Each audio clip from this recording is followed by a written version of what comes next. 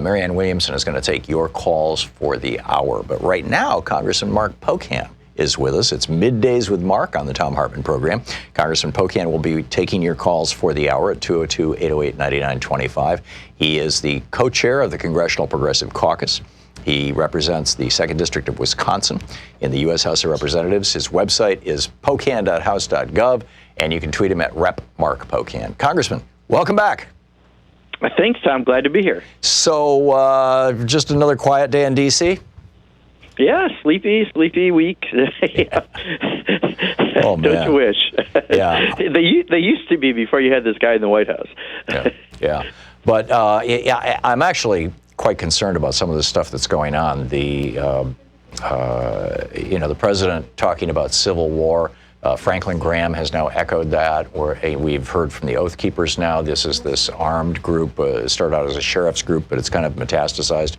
And they're saying, yes, we have weapons and we're ready for that war. That concerns me. I mean, and then we've got Trump, going to do a press conference today. Nancy Pelosi just held one, along with Adam Schiff, talking about some of the crimes. I mean, what are your thoughts on all this? Yeah, so the investigation is moving promptly and swiftly as promised. Adam Schiff is doing, I think, a great job in getting the ability to have the whistleblower testify very, very soon, getting some other things taken care of so we can start this very promptly. But I'm very concerned by the president's rhetoric, whether it be accusing Adam Schiff of treason, which is ridiculous, whether it be talking about a civil war, as you mentioned, which is unpresidential and maybe should be added to anything we look at. Even Republican members of Congress, at least one I saw from Illinois, said, you got to stop the crazy rhetoric. And then most recently, he's saying that this is an attempt at a coup because I guess he's always wanted a banana republic. We're not giving him one, but he certainly doesn't have a coup going on. And the fact that the president talks like this is, I think, beyond crazy town. Yeah, I'm concerned. I think this is actually stuff that's destructive to our democracy. But anyway. Well, and he puts it out there, as much as I think it's easy to say this is all crazy, and I think many things he does are crazy, whether it be the nuking hurricanes or go down the list, he also does things for a very specific reason. And I think in this case, he knows he's got some hardcore supporters that if he can just put some ideas to germinate in their head, they'll come out with some responses, and then he can claim, of course, that he didn't do anything. So, unfortunately, as much of what he says seems utterly crazy to many of us, and it is utterly crazy, also, I think it's also very calculating. Yeah. And by the way, I wanted to open the show with this and got tripped up. Sanders had 2 stents put in his coronary arteries last night. I have several friends who have been through this, my brother-in-law as well, and they all feel great afterwards and, go on to have a healthy, happy, productive life. I'm sure that'll be the case with Bernie, but we're sending him best wishes. We've got a post over on our Facebook page that we're going to accumulate comments and send to him, and I'm sure that you wanted to share some sentiments for him. Absolutely. In fact, I can say this. 2 years ago, Tom, you may remember, almost 2 years ago, 1 month shy of 2 years ago, I had a triple bypass. So I actually had the full surgery with the heart open, and I'm better than ever. And the initial process they did to look in is also the process where they put the stent. So it is a non-invasive. I mean, it comes, up your arm where they put the device and it takes a look and they put in the stents that way. And it is something you definitely bounce back from strongly. He's going to have a little time of rest, and we're going to definitely be sending all of our well wishes for a quick recovery. But this is something that, I even had, like I said, the more extensive surgery, and I'm back stronger than ever, and I know he will be as well. Yeah, there you go. So let's pick up phone calls, eh? Yeah, absolutely. Okay, George in Portland. You're on the air with Congressman Pocan. Good morning, guys. Hey, I just wanted to know, is it foolish or naive of us to assume that the normal rule of law is going to apply to Republicans when they just lie and stonewall and cover up for each other at every turn? Well, George, part of that was addressed in the press conference today, and part of it's been brought up to us previously by Adam Schiff. He came last week with Jerry Nadler to the Progressive Caucus. It was since we had I was on the show last week. One of the things is that the White House continues to stonewall like they did during the Mueller investigation. We already have a motive, a crime, a confession, and evidence. We're already past much of what we were working on with the Mueller report. We still have other people that will be coming in, but if they want to add to any articles of impeachment, things like obstruction, that's what's going to be added. We're not going to mess around with them.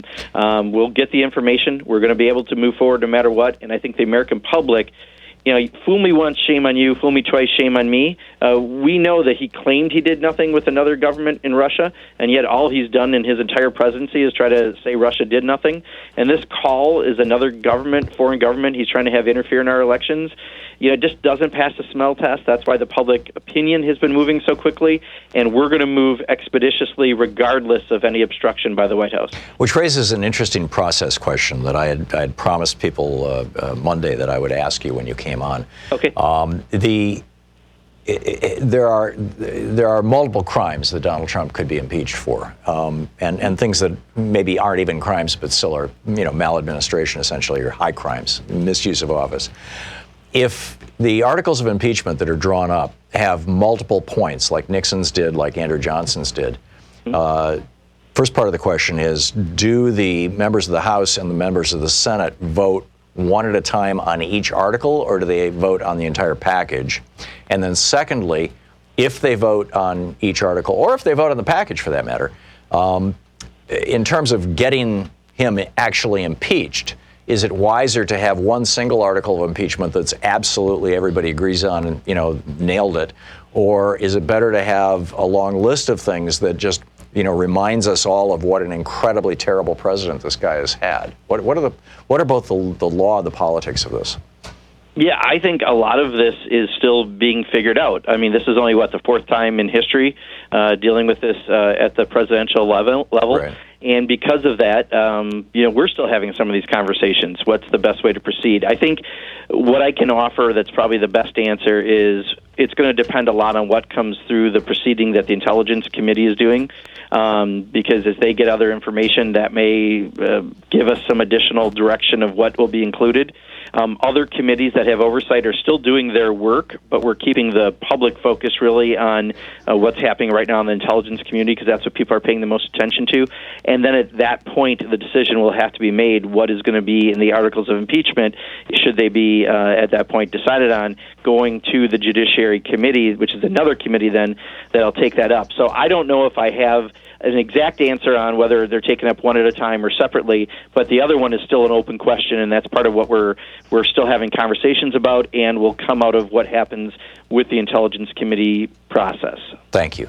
Vivian in Janeville, Wisconsin, you're on the air with Congressman Pocan. Thank you. Hi, Mark. Hi, Vivian. Vivian. Hi, how are you doing? I'm good. Good. I wanted to let you know that I support a broader impeachment process, because there's been so much corruption and so much crime involved, and I would like to see that named and investigated for the public, even though that might not be the politically expedient thing to do. And then my other point is that I don't want to see I don't want to see grandstanding, showing off, and campaigning by Democrats. I want to see an intelligent, incisive, smart, aggressive questioning and approach to this. Yeah. And everybody recognizes grandstanding when they see it. Yeah. So that's for that matter, let the lawyers do their job. Thank you, Vivian. Congressman? Yeah, I think we've had that conversation before. Sometimes the lawyers have been the ones that do the best questions, and in 5 minutes you can't usually get that much information anyway. So, I know members sometimes like to have the camera, but let's do this in the best way. I think Adam Schiff is the right person to do this, and Jerry Nadler is the right person to be taking up the articles of impeachment. So I think you will have that, Vivian, that seriousness that we need to with the process. Selling T-shirts and other things around this, maybe setting the wrong signal, and I appreciate your comments about the inclusivity of what's included. Congressman Mark Pocan is with us for the hour. It's Middays with Mark on the Thom Hartmann Program, taking your calls. Congressman Pocan is the co-chair of the Congressional Progressive Caucus. He represents the 2nd District of Wisconsin. His website is Pocan, POCAN.house.gov. You can tweet him at Rep, as in Representative, Rep Mark Pocan. This is the Thom Hartmann Program. We'll be back with Middays with Mark, Congressman Pocan, taking your calls in just a moment.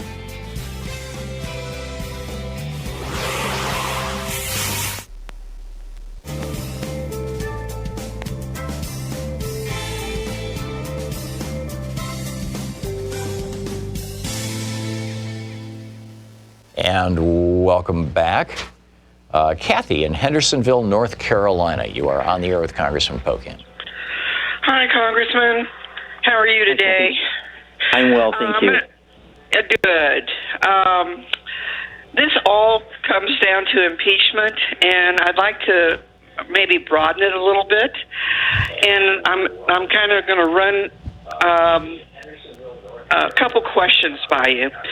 Can you impeach both a president and vice president at the same time? And because my fear is the pardon power of President Pence, a la Gerald Ford, and then if Trump is impeached and Pence resigns, can Trump, if Trump is impeached, and Pence is resigned, can he appoint a new VP while being impeached before the trial in the Senate? Yeah, Kathy, unfortunately you're asking questions hypothetical and maybe a little above my pay grade because we haven't really gone through this before, right? I mean, you think about Richard Nixon resigning, you think about Bill Clinton and how that happened, and those are the more recent one. There's only been one other in an entire history of the country. So I would assume any impeachment would not happen at the same time per se. It depends what comes out of the process that the Intelligence Committee is doing, because right now Mike Pence is not directly involved, although his name has been mentioned a few times. More may come out. It's the president who very clearly is the one who asked a foreign government to interfere by getting dirt on a political opponent's family and given us the documentation that proves it. So I can't necessarily answer that, and I don't know the answer. I apologize on if they could appoint a VP or not. I don't believe so, but I can't tell you that definitively. Omar in Herndon, Virginia. You're on the air with Congressman Pocan. Tom, thanks so much for taking my call. Quick question to Mr. Pocan.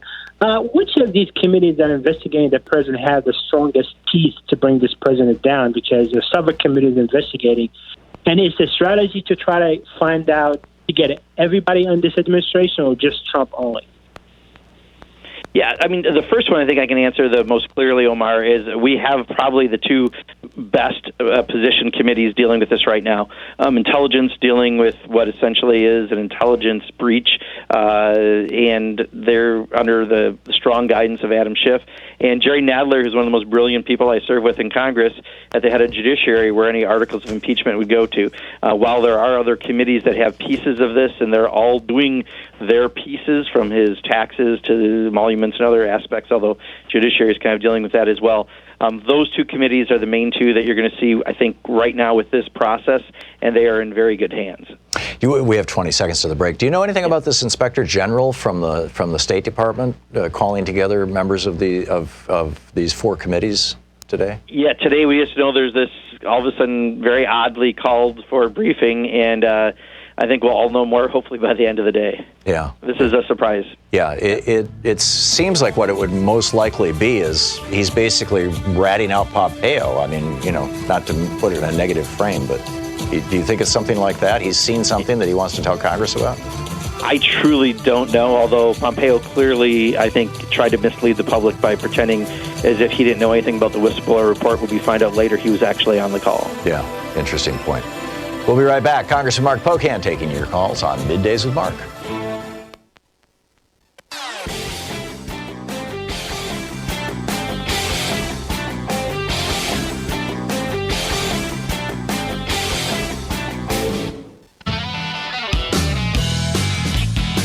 Welcome back. Middays with Mark. Congressman Mark Pocan taking your calls for the hour. Dan in Canada, you're on the air with Congressman Pocan. Yes, hello. I would like to ask what he thinks about the idea of setting a precedent, if you don't include all of the vast number of broken laws and norms that he's done previously in articles of impeachment, does that set a precedent, or are we just looking at a Republican Party that has defied everything so far, so they're really the problem and it's not the articles of impeachment that makes the difference? Yeah, Dan, I'll tell you, this is a conversation we have. This is a conversation the public has.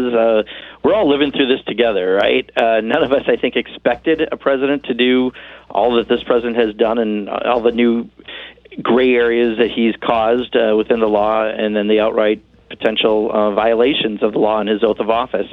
So I think when you have something this specific, where we essentially have a motive of crime, a confession, and the evidence, I think that puts us in a good place to be able to move on the process. But I think the president's been in violation of the Emoluments Clause. I think there's a lot of other potential violations. Whether or not they'll be included in this is going to matter on a lot of the legality. I mean, one of the things, Tom, that I was really surprised to find out, Jerry Mueller explained to our caucus last week, our progressive caucus, was, people have asked, well, why don't we just, throw them in jail, or, if they violate a subpoena. Even that's a huge and long legal process, and there's some reason why that even when you go after someone, it may take years to finally get them to comply. So in many ways, the Republican Party deciding that they're a cult around Donald Trump rather than a mainstream political party, and they're putting their political party before the country, I think answers the second part of your thing, Dan, which is I think the Republican Party is going to have a price to pay at the end of the day for this. But clearly, it is difficult to get people compelled. That's why this particular situation with the Ukrainian president is unique. Yeah, and I think they're trying to run out the clock by all means. Nancy, listening to Real Talk 910 in San Francisco. You're in Woodland, California. Nancy, thank you for calling. You're on the air with Congressman Pocan. Yeah, thank you. I just wanted to know, and I didn't see a press conference, so maybe this was covered, but can we expect that Congress will have attorneys such as Barry Burke do most of the questioning during an impeachment? Again, Nancy, because all this happened last week, we've been on a call this weekend. We have a call this afternoon among members. I mean, this is all uncharted territory, right, for most of us who've been in Congress, unless you were around during the Clinton administration or the Nixon administration, and most of us haven't. This is completely new. And as a country, this is still a pretty new situation. So I am assuming that just as the White House has lawyered up in preparation for this, we will also be lawyering up and making sure that we have as strong a position going into this. So I would hope that we have more ability for lawyers to be asking questions, because I do think they are the most trained at doing this, and no disrespect to my colleagues, but in 5 minutes it's hard to get a lot in your questions, and I think we need to make sure we're doing this in the most serious way possible. So I think the answer to that will be yes, Nancy, but we're still discussing many of those aspects. Jacqueline in Minneapolis, Minnesota. You're on the other Congressman Pocan. Yes, my question is, what is the status of the IRS whistleblower complaint? Is that going forward, or is that being put on the back burner for the Ukraine issue? Yeah, so nothing is necessarily on the back burner, but there are at least 6 committees that have pieces of this. So I think the IRS stuff will probably be in the purview of the Ways and Means Committee, and they're still doing their work. And you've got other committees, Foreign Affairs and others doing their work on different parts of this. So I think what you're going to see the public face those around right now, what's happening with the Intelligence Committee. I mean, there's only so much capacity, I think, for people to follow multiple subjects. Doesn't mean that we're not within those committees' jurisdiction still moving forward. But right now, I think what you're going to see largely talked about in the media will be this process with the Intelligence Committee, and then should there be articles of impeachment, it will go to the Judiciary Committee. Morris in Long Beach. We just have a minute to the break. Morris, a quick one. I know you can do it. Oh, yeah, I got a quick one for you. Congressman, good morning, everybody. What is the protocol for impeachment? Thank you very much. Mm-hmm. What's the process? I think we've been talking a little bit about it. So basically, I think once we finish this investigation, there will be then drafted articles of impeachment should the information come out of the investigation that leads us to that point, and then it will go to the Judiciary Committee to deal with that, and then it will go to the floor of Congress. Somewhere along the way, we could have a vote of Congress saying we're doing an inquiry. I think that's happened in the past, for example, the Nixon impeachment, but you don't need that to proceed like we've been proceeding. Okay. And then the House would vote on it, and then it goes to the Senate, and they would vote. They would have the trial. And then it would go to the Senate, and the expectation is, at least right now, that they would probably dismiss it similarly. Yeah, interesting. Congressman Mark Pocan with us. It's Middays with Mark on the Thom Hartmann Program, taking your calls for the hour. He's the co-chair of the Congressional Progressive Caucus. We'll be right back with more of your calls for Congressman Pocan in just a moment. You're listening to the Thom Hartmann Program. Call 202-808-9925. And you can read all about him on his webpage at pocan.house.gov, and you can tweet him at @RepMarkPocan.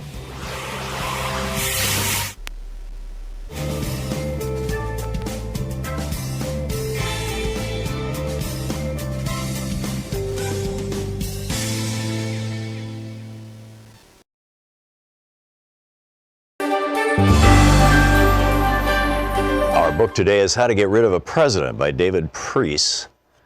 And this is from the chapter Rejected by the Party, starting on page 12, kind of mid-chapter. Presidents need not be thrown out at the polls on Election Day to find themselves dislodged from the White House. History shows us that a chief executive's own political allies can remove that incumbent when they perceive him as unpopular or unfit. Refusing to nominate a president for a second term, or better yet, getting the incumbent to realize that he should walk away before it becomes an embarrassing vote at the convention, does bring the party significant pain.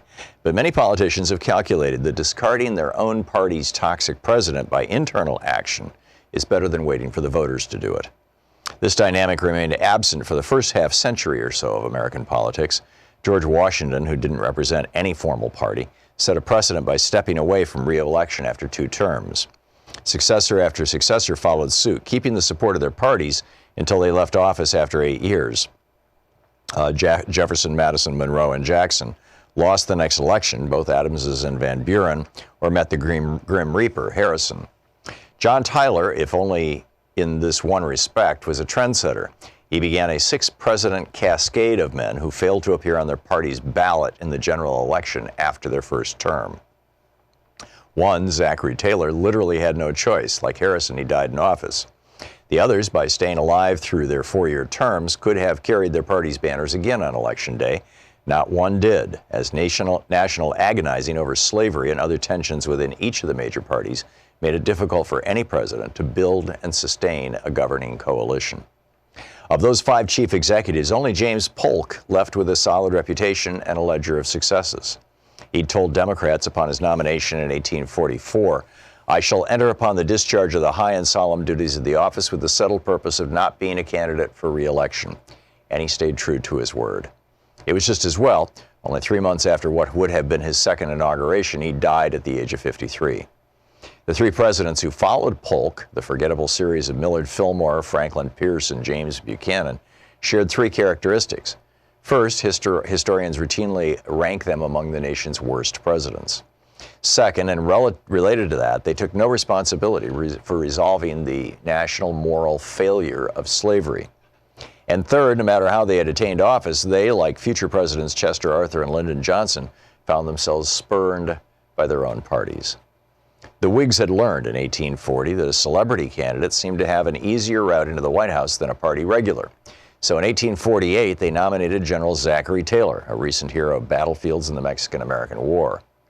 Despite his lack of solid political principles or any apparent passion for the job, just 2 years earlier he'd said with apparent sincerity, "I am not and never shall be an aspirant for that honor," Taylor won the election over Democratic candidate Lewis Cass. In July 1850, he became the second straight Whig general to president who couldn't make it to the next election alive. Vice President Millard Fillmore took his place.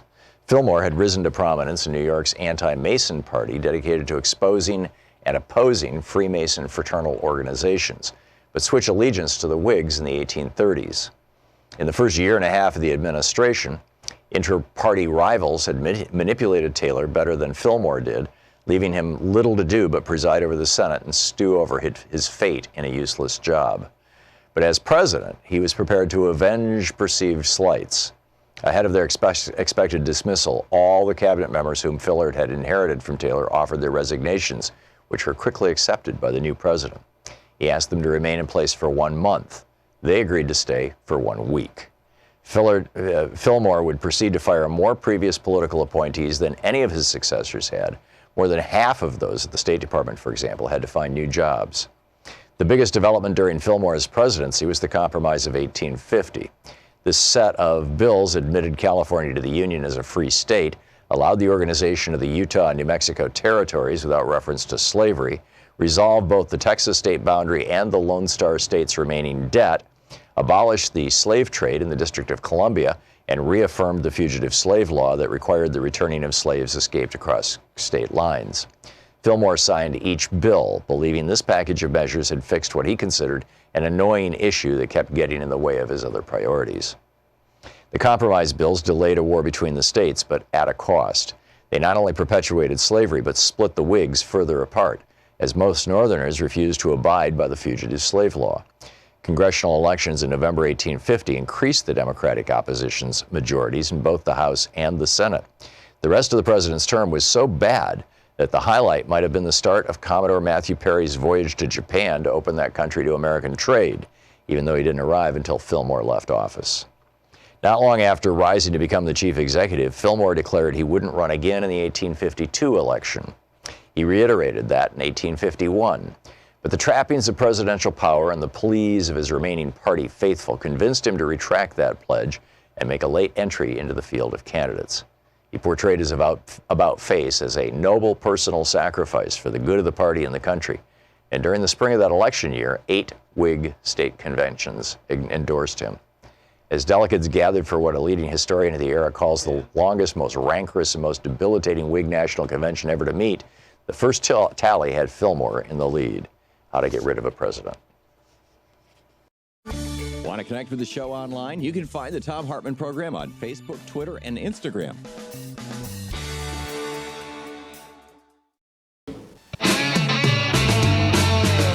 Congressman Mark Pocan taking your calls on Midday with Mark here on the Thom Hartmann Program. Larry in Natchez, Mississippi. You're on the air with Congressman Pocan. Larry? Hello. Hey, you're on the air, Larry. Yes, sir. Okay. My question is how can we afford to do all this? We spent a lot of money on the Mueller investigation.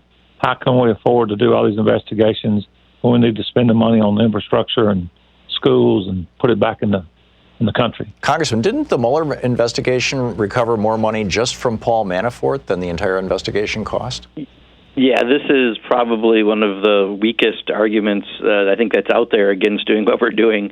How much do we spend for the president's Gulf trips compared to investigations? It's been over $100 million so far. Yeah, it would far surpass everything we've spent on here. The Mueller investigation was $24 million, I think.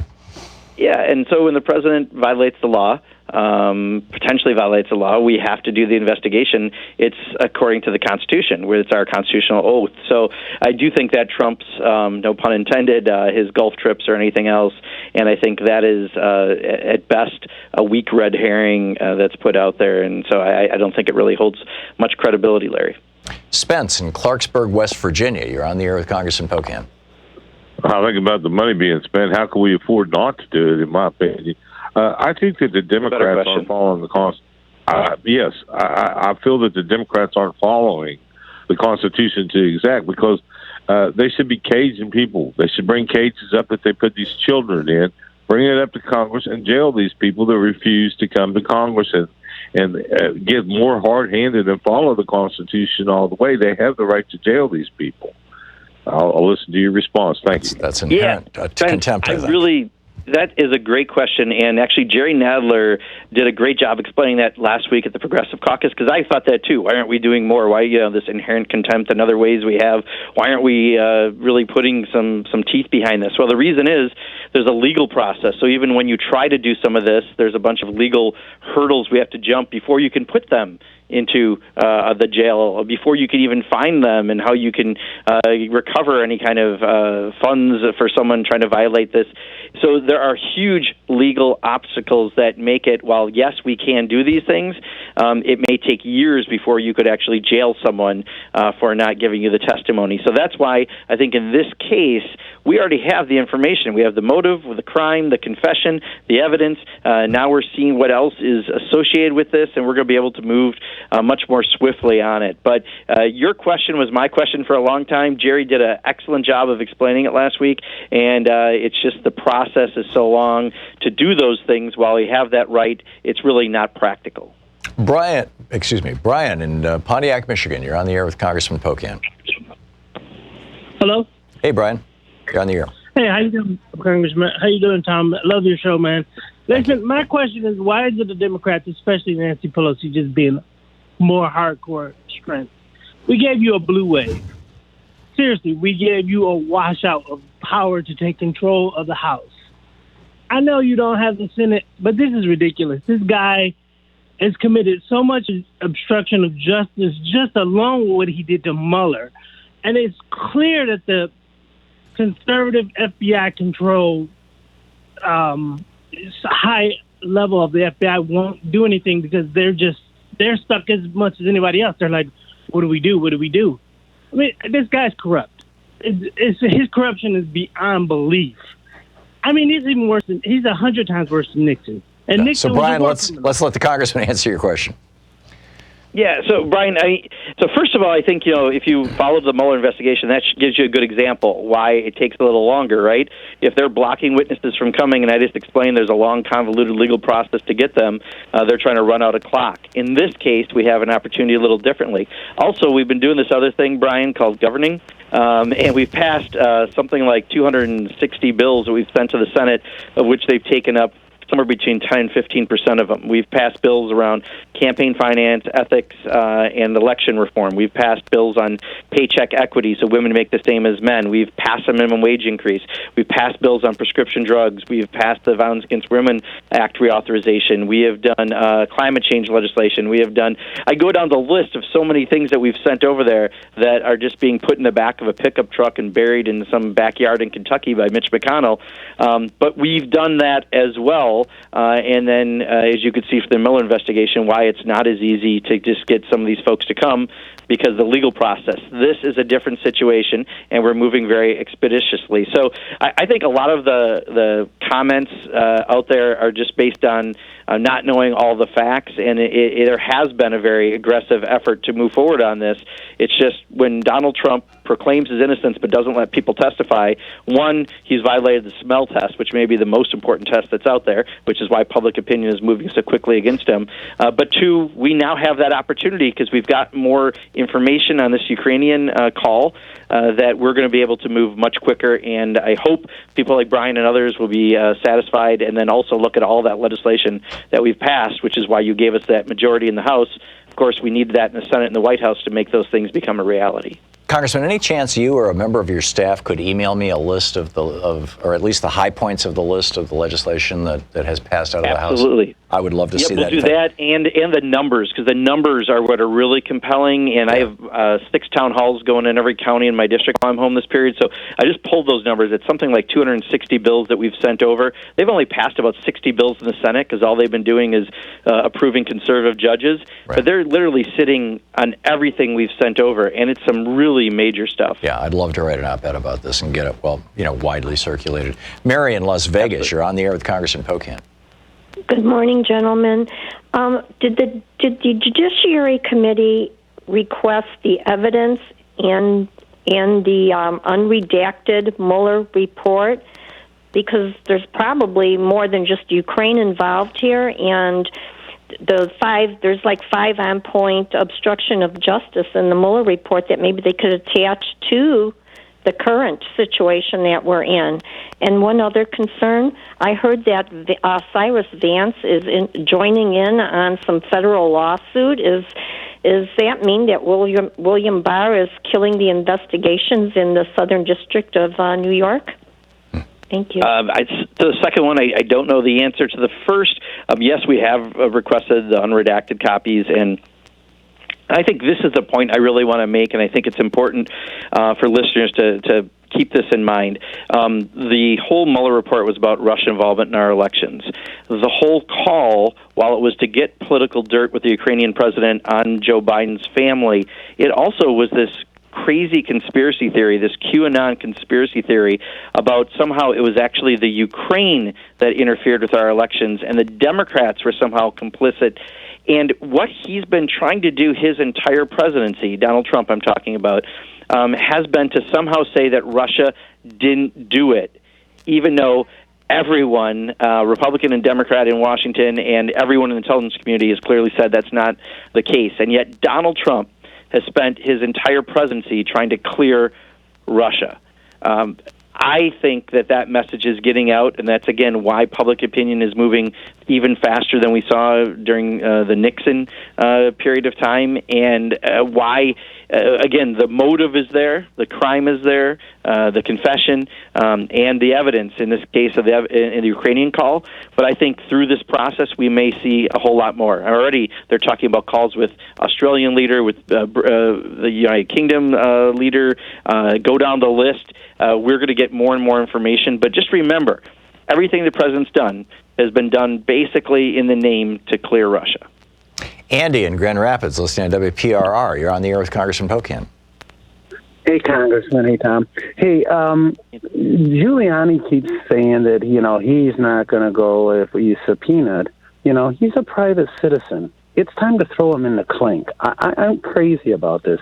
These people, they keep thinking that they have this special immunity. It's like, do we not have law and order in this country? That's my question. Yeah, so first of all, Andy, Giuliani's not going to have the same arguments as someone who's working for the White House, so there is a different situation. But second, I just want to reiterate what I mentioned, because we had this question of Jerry Nadler, and another gentleman asked this question earlier. It's not as easy as saying, you won't come, we're throwing you in the clink. There's a legal process that could take years to eventually throw them in the clink. And that's part of the problem, that it sounds easy to do that because we do have the ability to do that. The reality is it's actually a pretty long process. So in many cases, they're trying to run the clock, which is why the Mueller investigation was especially difficult. This one is different. We have the notes from the transcript. We have some other ways to get some information. And I think ultimately it's going to be hard for Giuliani not to show up, although God knows what that will look like when he shows up, because when he's on TV, half the time he's a hot mess anyway. But I do think that this is a very different situation with how we're moving forward on this, and I think people will be very happy to see the end result. David in Columbus, Ohio, listening on WGRN. You're on the air with Congressman Pocan. Hi, Congressman. I have a quick question. The state of New York is subpoenaing 8 years of tax records for Trump. Are you going to coordinate with them on income tax evasion? Yeah, there is absolutely activity going on. That mainly will happen through the Ways and Means Committee, which has that jurisdiction. But if any of that comes up through the timeline that we're working on, obviously that would be very helpful, but I don't know what New York State's timeline is on that. But we are working on income tax records, we're working on emoluments clause, we're working on a lot of other things besides this, but this is the one that's going to get the public attention right now. Yeah, and I think the New York AG, Letitia James, is actually pursuing a criminal investigation, right? I believe so. In fact, there was some other information just came out this week that what they're doing. Yeah, fascinating stuff. Congressman Mark Pocan taking your calls for the hour. He's the co-chair of the Congressional Progressive Caucus, represents Wisconsin's 2nd District in the U.S. House. You're listening to Thom Hartmann. Visit ThomHartmann.com for audio and video archives. You can tweet him at Rep Mark Pocan, and his website is pocan.house.gov. We'll be right back.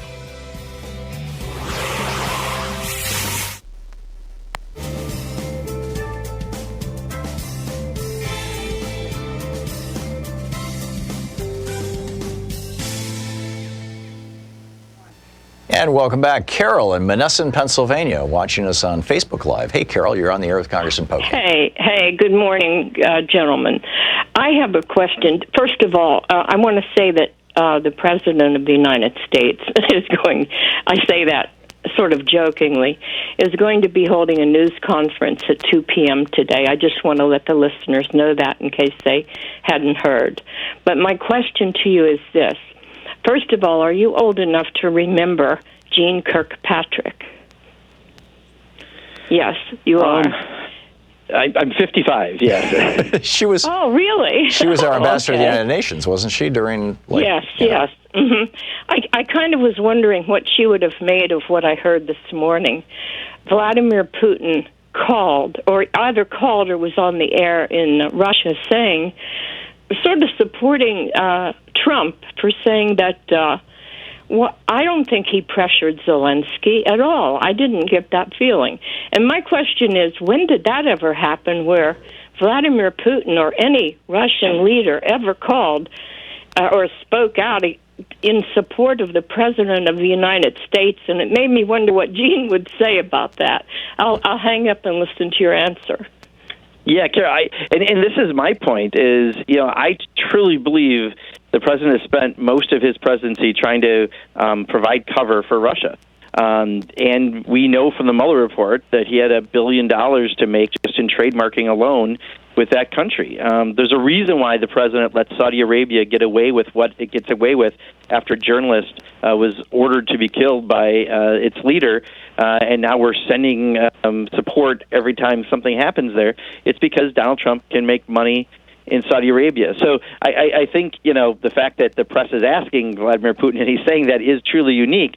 But, I mean, the president has spent most of his time trying to provide cover for Russia, which, again, I think is just unbelievable on so many fronts. And then finally, Carol, I just hope he does this press conference without teleprompter, because Donald Trump is always more entertaining sans teleprompter. So hopefully we'll have a good afternoon. I think he's already done it, actually. They're showing clips. Oh, has he? Yeah, now. Oh, okay. And apparently he's saying is he's attacking Schiff and Pelosi, and he's saying this whistleblower isn't legitimate. And the phone call was wonderful. So that's there you go. Let's see here. Yeah.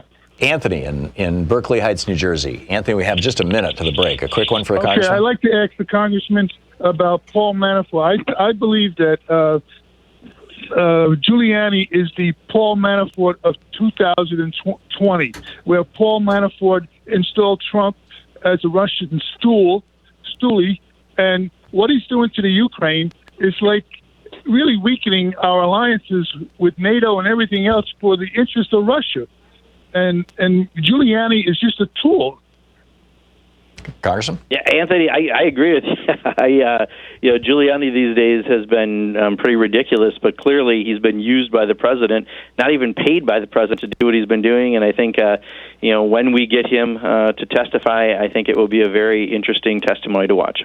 Do you think he'll testify? I think we've got some ways to compel him. Again, the legal process will put up some speed bumps and barriers, but he doesn't have the same legal excuse as people who work for the White House. Well, and he's so enamored of the media, he might actually be enthusiastic about it. Yeah, predicting Rudy Giuliani or Donald Trump is something I've found is not a good career profession. Yeah, there you go. Congressman Mark Pocan taking your calls for the hour on Middays with Mark here on the Thom Hartmann Program. We'll be right back with more of your calls for Congressman Pocan in just a moment.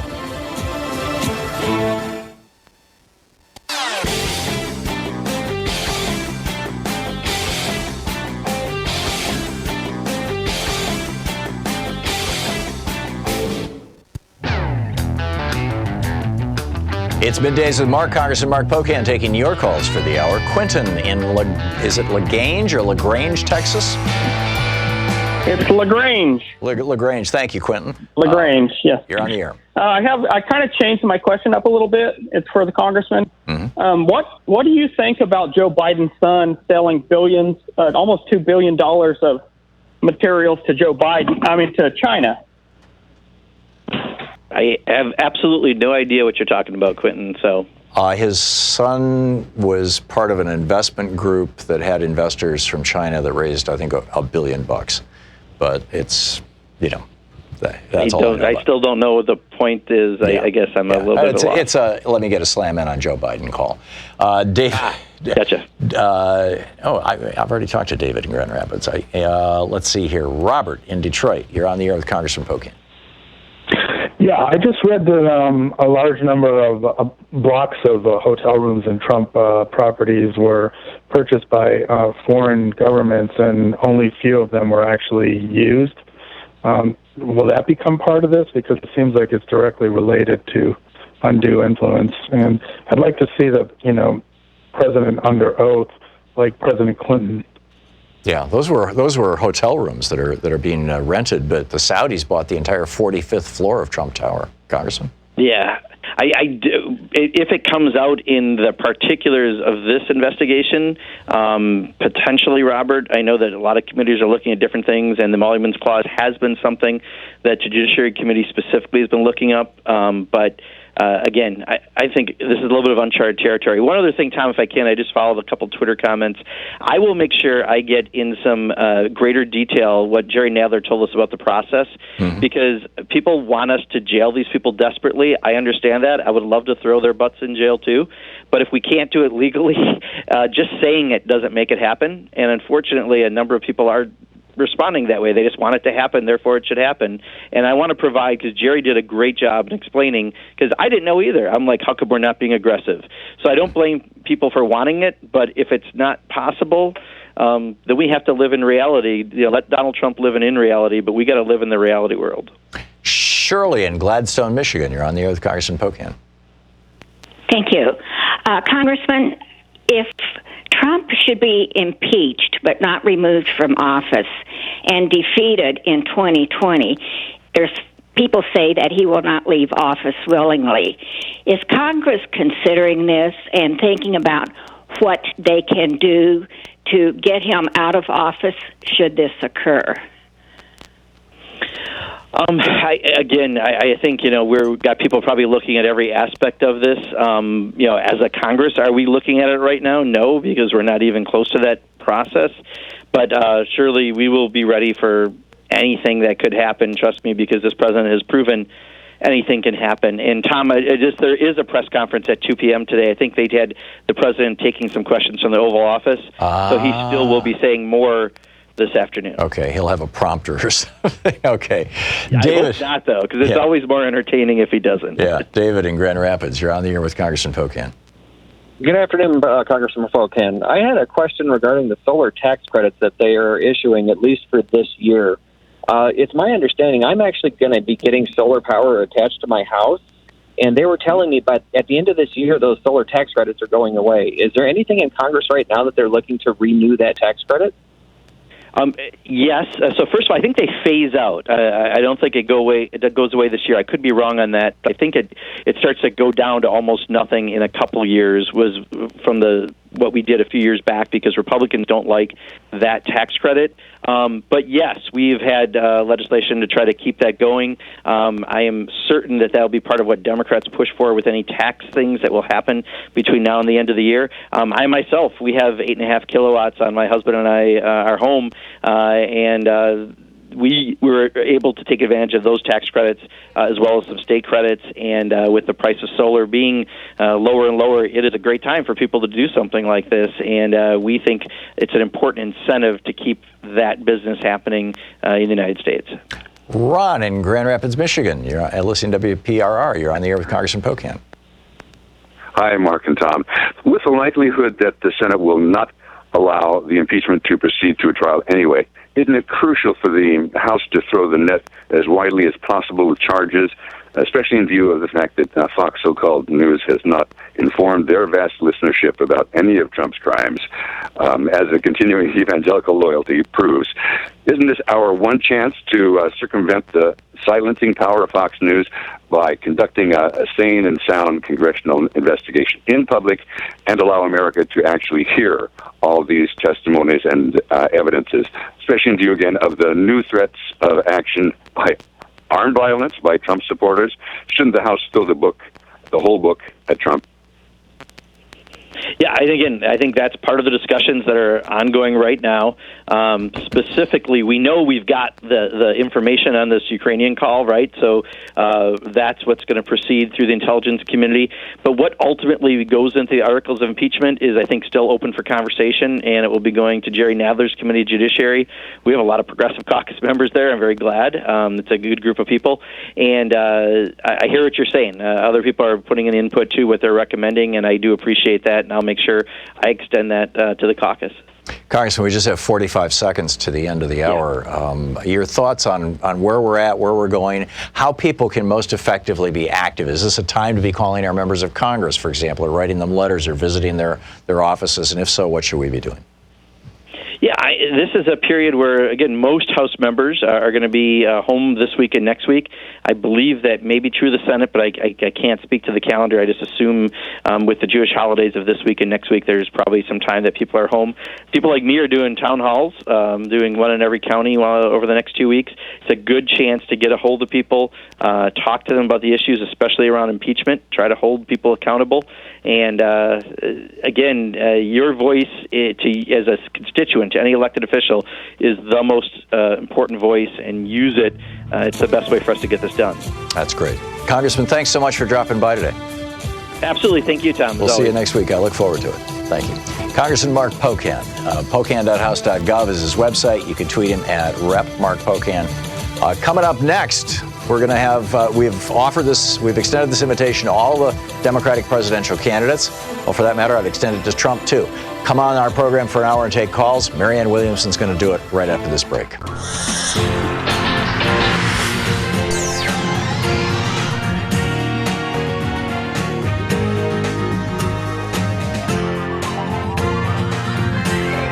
We say fight back!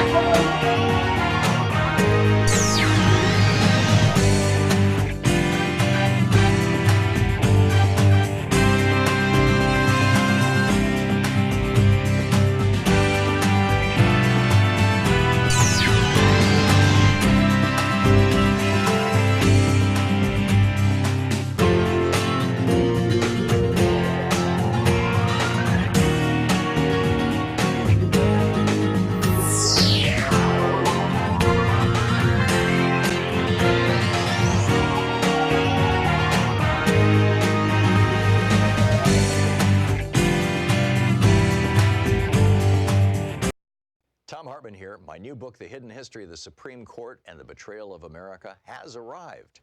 What if the Supreme Court did not have the power to strike down laws? Discover the hidden history of judicial review and this scam called original intent. Learn how we can save the planet by modernizing the Supreme Court. And most important, how we can democratize the Supreme Court now before it's too late. From the time Americans wake up until the time we go to bed, everything we do, touch. Thom Hartmann here. My new book, The Hidden History of the Supreme Court and the Betrayal of America, has arrived. What if the Supreme Court did not have the power to strike down laws? Discover the hidden history of judicial review and this scam called original intent. Learn how we can save the planet by modernizing the Supreme Court. And most important, how we can democratize the Supreme Court now before it's too late. From the time Americans wake up until the time we go to bed, everything we do, touch, ingest, breathe, and use has been touched by the Supreme Court. In this book, I lay out the history of the Supreme Court from Alexander Hamilton until how the court overstepped its constitutional powers. America does not belong to the kings and queens of the court. It belongs to the people. The Hidden History of the Supreme Court and the Betrayal of America is available now in fine bookstores everywhere.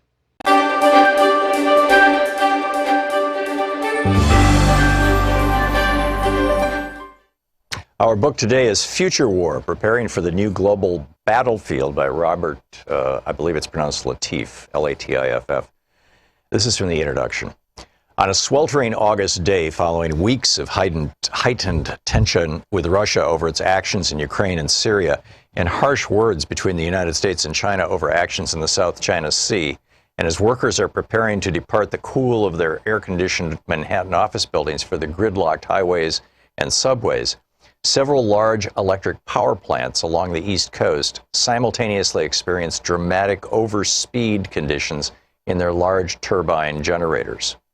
Plant operators are unable to stop the steam turbines whose automatic control and data systems have been infected by sophisticated computer malware, and they catastrophically tear themselves apart, cutting power to large segments of the population and industries in the Northeast.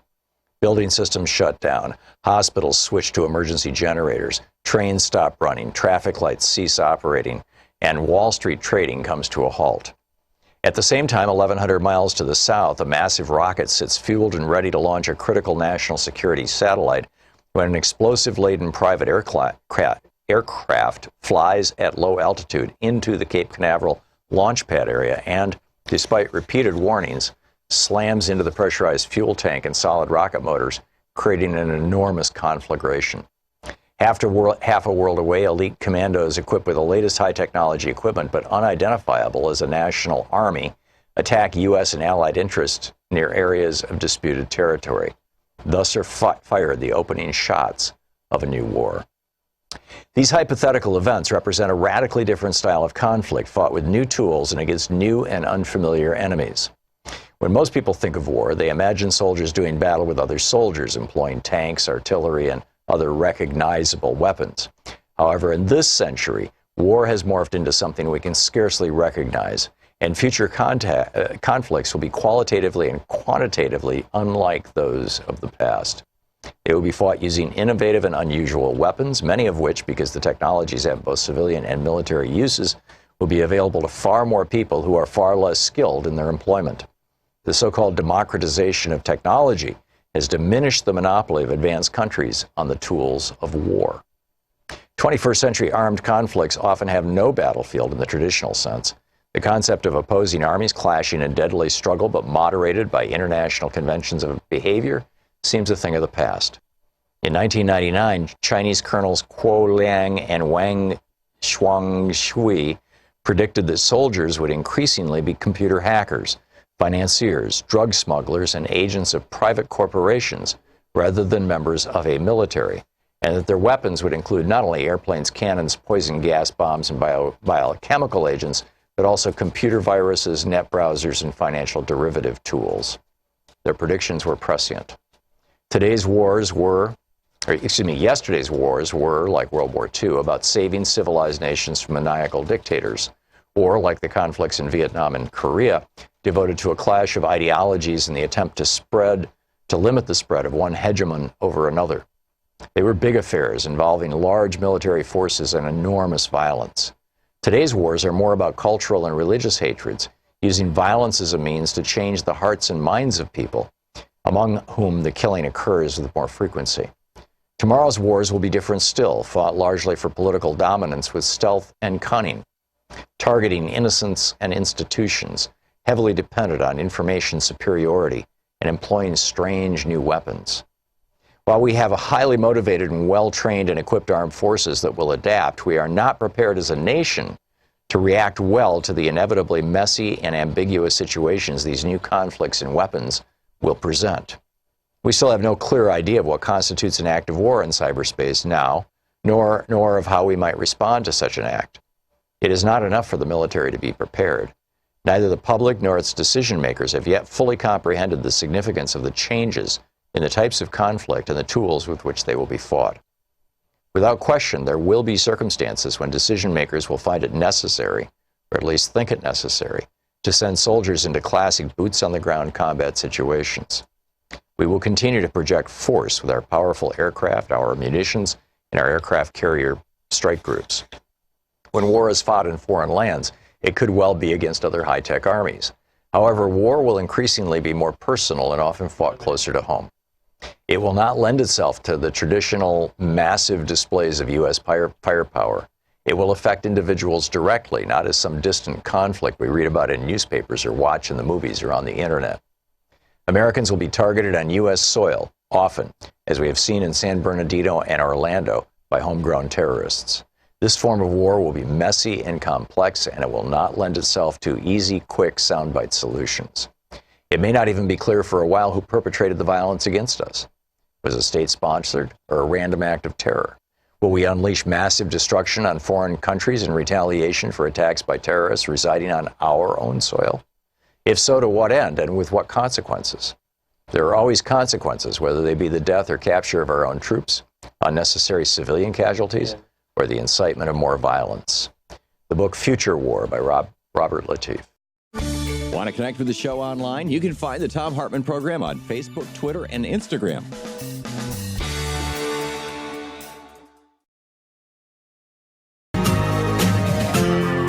This is the Thom Hartmann Program. And welcome back. Thom Hartmann here with you. We have extended an invitation to all of the Democratic presidential candidates to come on this program, either do a segment, do an entire hour. Bernie has done so. Andrew Yang has done so. And today, Marianne Williamson is with us. Marianne is a very successful author. Her bio is absolutely extraordinary. And I have known Marianne for many years, and I have so much respect for her, and I'm so glad that she is in this race. Marianne, welcome. Thank you, Tom. Thank you so much. So you're here with us for the hour to take calls from our listeners, right? Just to recap. Right. Okay, cool, great. Right. Just let you know, we will hit a break at about quarter after. We'll come back from that in a few minutes. We'll continue. We'll hit a break at 20 after, and then there'll be a 6-minute break at the bottom of the hour between 28 and 32. And then we'll be back for the next half hour. So that's our clock. Okay. I should have grabbed you on the phone and told you, but I know we were adjusting the cameras Right, and stuff. sure. Whatever. So yeah, you want now you can. Go ahead. I just want to be. You're seeing me, right? Yeah. Oh, yeah. And you look great. Can I see you? No, I don't see you. Would you ask them to put me on so that I can? We can't see do you that. too? We don't have a video okay. feed that goes back I on Skype. Okay. I'm sorry. I just want to know. We're cool. Okay. It'll all be on. It'll live forever on YouTube too. So, Great. so Marianne, we've got a bunch of people. I teased this in the last hour because we had Congressman Pocan on for the whole hour taking calls, and I mentioned that you were coming up next, and we've got a bunch of people who are already in line to ask you questions. But just before we get to them, I'd like to give you an opportunity to just basically make the case for your candidacy. Who is Marianne Williamson? Why are you in the race? And why should somebody vote for you? Great. First of all, I just think we should all join for a moment and just send our love and our prayers to Senator Sanders, who is recuperating and resting, I'm sure you've heard, yes, after having a couple of stents put in his heart. So I just want to stop for a moment because it doesn't seem like something we should just go about our day regularly. So just this moment to send our best wishes and our prayers for Senator Sanders. Now, in terms of why I'm running, we're living at a time when things are beginning to discombobulate, I think particularly with the impeachment hearings and with so much that is going on.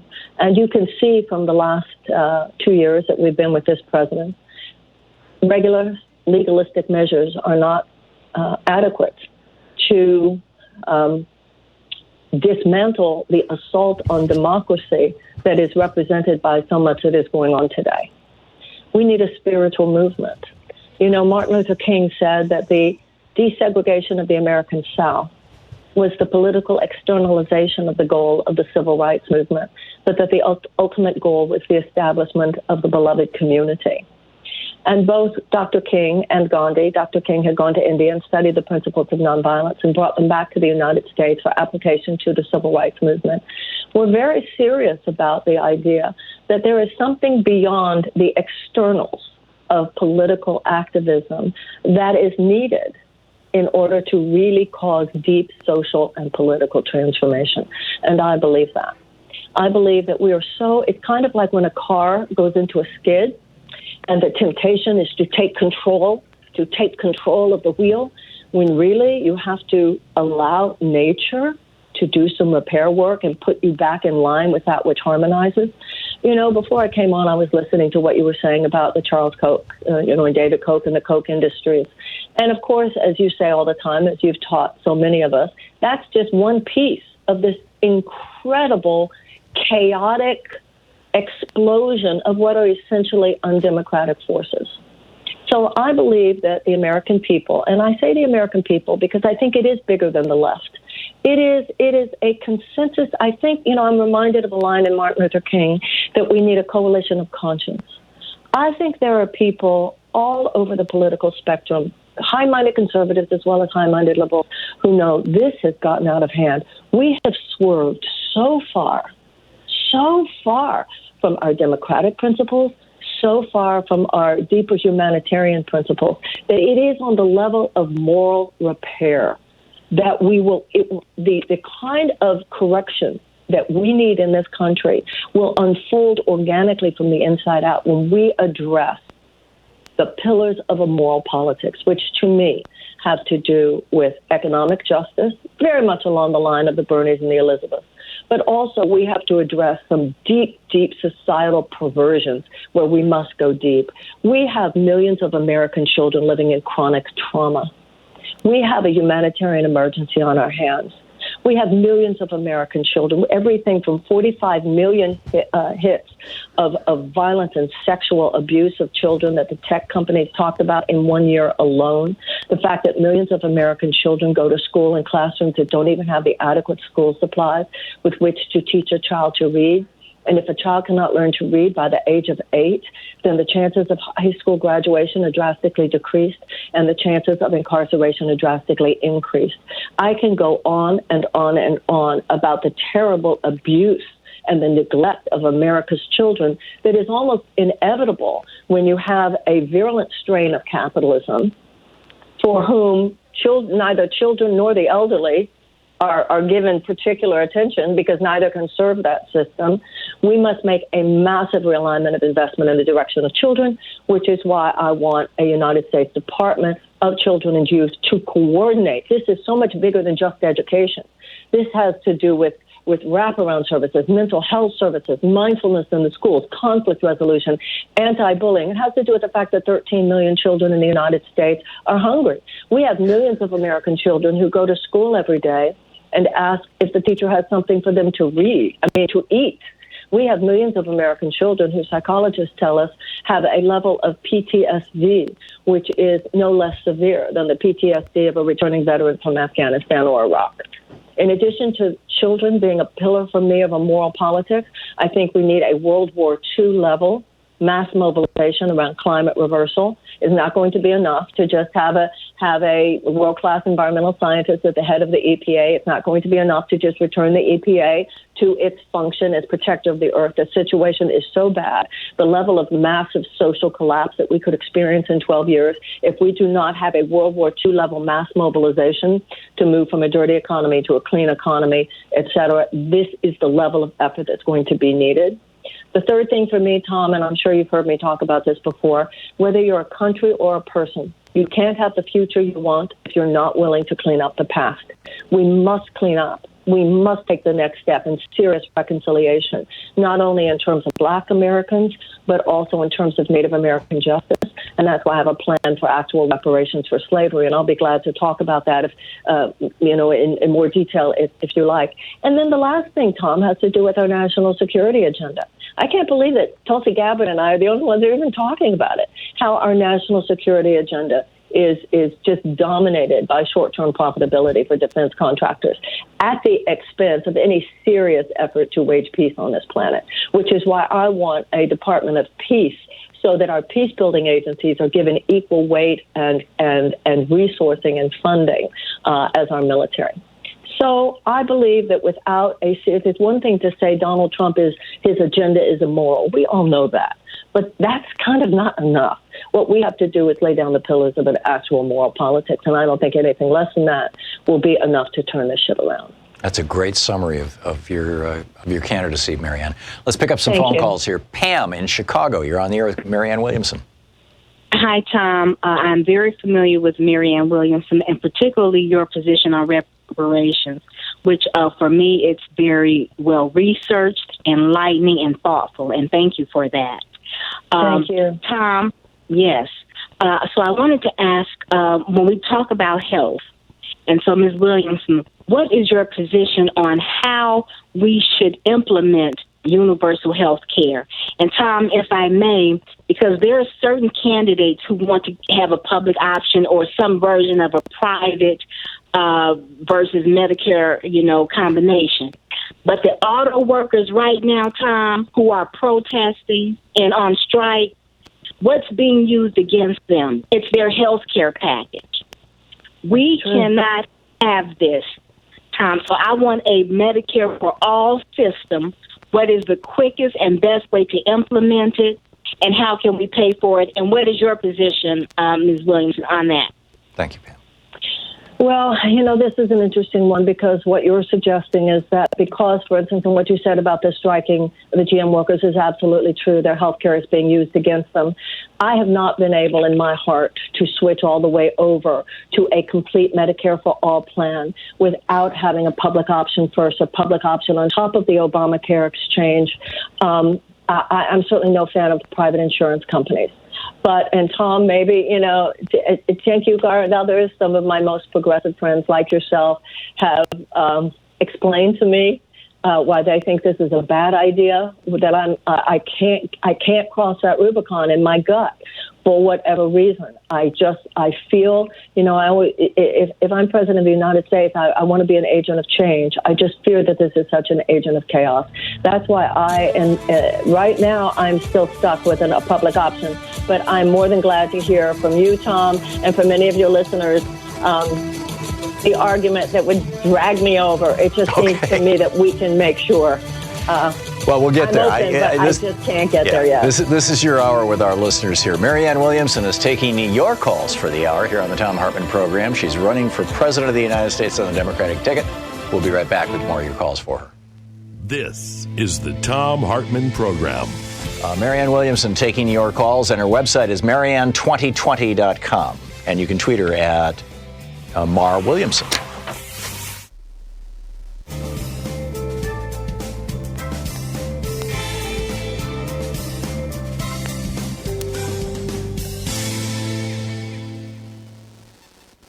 And welcome back, Marianne. We're still on the air. Some of our commercial stations just went to a commercial break, but all our non-commercial stations and our TV viewers are still with us. So, Michael in Seattle, watching us on Free Speech TV, you're on the air with Marianne Williamson. Greetings, Tom. Just thank you so much for everything you do, Marianne. Thank you so much for running for president. I am blessed that you're doing so. My children and grandchildren are blessed that you're doing so. Right while we're speaking, oh no, thank you. Right while we're speaking, there is a Gun Safety Forum 2020 going on, being live streamed by MSNBC. It started. Actually, it's getting ready to start, or it is started in Las Vegas on the second anniversary, and I'm appalled that you're not there, that you were not invited. Can you explain to me why you have not been invited to this gun safety forum, and what your position would be if you were in there with the other candidates? Thank you. And well, I guess why I'm not there is very similar to why I haven't been invited to the DNC Women's Leadership Forum next week or whenever it is. But that's a whole other topic that people can sort of try to figure out for themselves. In terms of what I would say, however, I would say this. I want, as far as we can go within the purview of the Second Amendment in terms of gun safety measures. I want the same things the vast majority of Americans want. I want universal background checks. I want to close the loopholes, both gun show loopholes and boyfriend loopholes. I want to ban bump stocks. I want to outlaw military-style assault weapons. I want a mandatory buyback program, and I want licensing. We used to license cars. I think we should license guns. And I want part of my agenda is a United States Department of Peace, because even when we do all the things that I just said, we have to deal as a country with why we are so violent. You see, the thing is, it's not just guns with which we're violent. Our economic system is violent. Our criminal justice system is violent.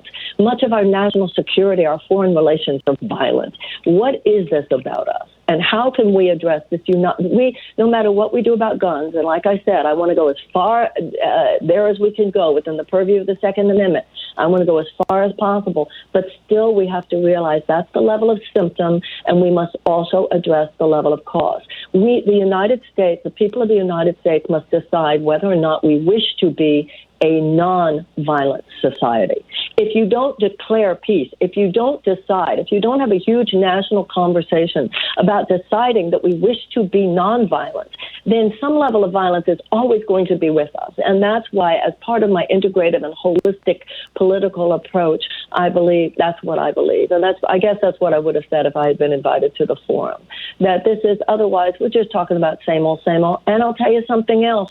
What are we talking about? Until we get the money out of politics, until we address the fact that the money in politics is the cancer underlying all the other cancers, the NRA is going to do what the NRA is going to do.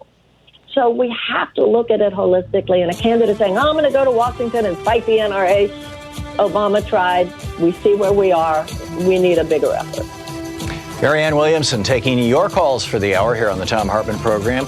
We'll be right back as we rejoin our commercial stations in about 10 seconds. Stick around.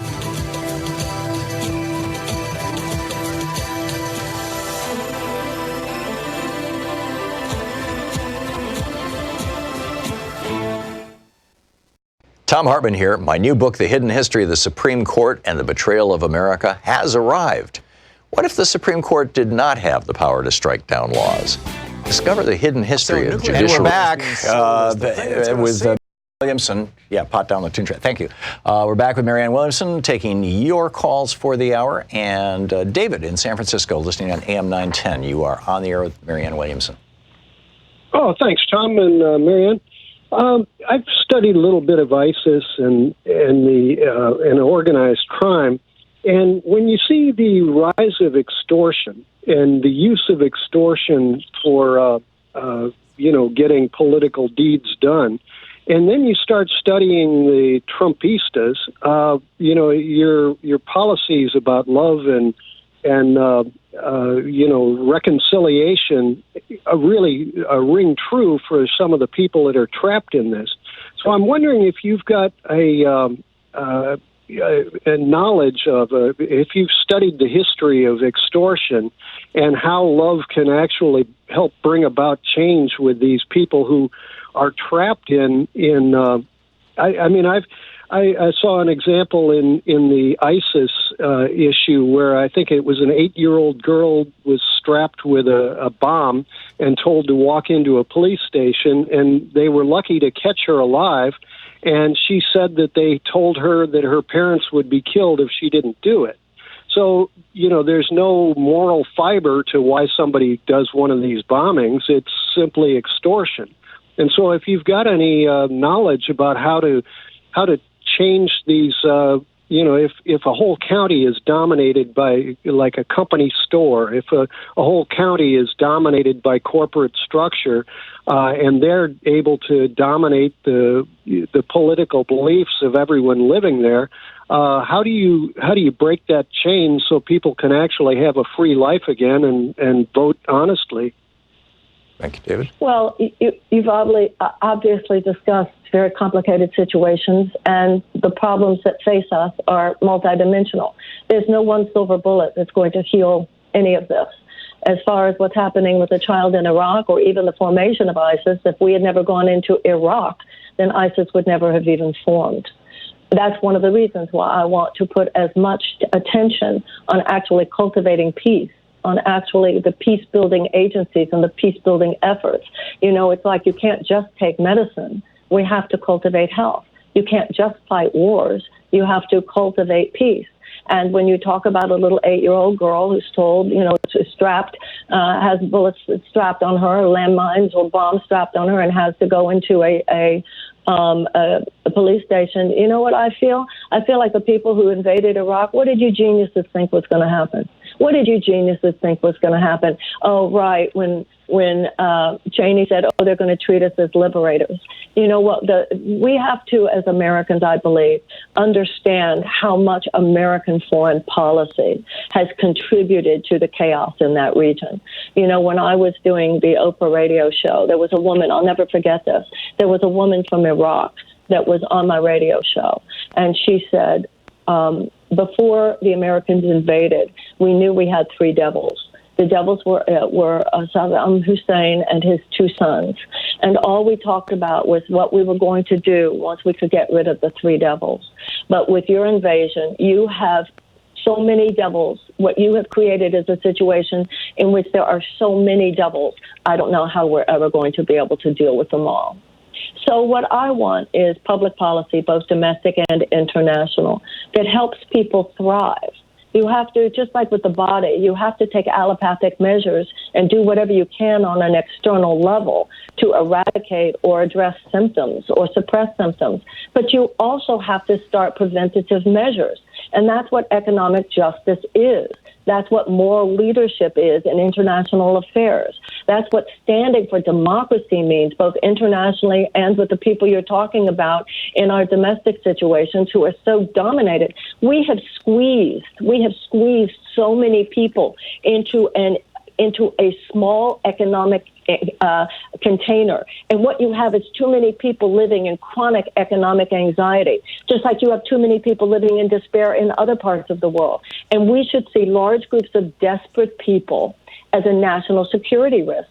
That's what happens when you talk about people being extorted. You're talking about people who are hopeless. You're talking about people who are desperate. And the people who are desperate are among us. They are in this country and they are in other countries. And in too many cases, it's American foreign policy and American economic and social policies here in this country that contribute to the despair of people. Whenever you have that, desperate people are going to do desperate things, and desperate people are going to be more vulnerable to ideological capture by genuinely psychotic forces.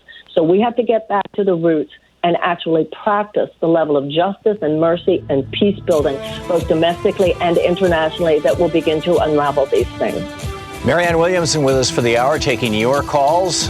We have calls now from Tennessee, Los Angeles, North Carolina, Pennsylvania, Dallas, Texas, Pasadena, all over the country, wanting to get through to Marianne Williamson. We'll be right back in about 5 minutes with more of Marianne Williamson answering your calls.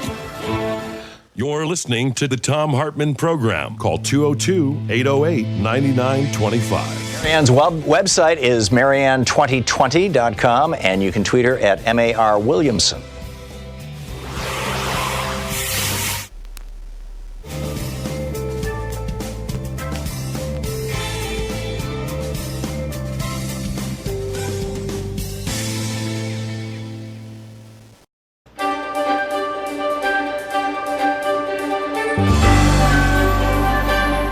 Our book today in the Thom Hartmann Book Club is The Hidden History of Guns and the Second Amendment by yours truly. This is from Chapter 1, The Unholy Alliance of Racism, Genocide, and Guns.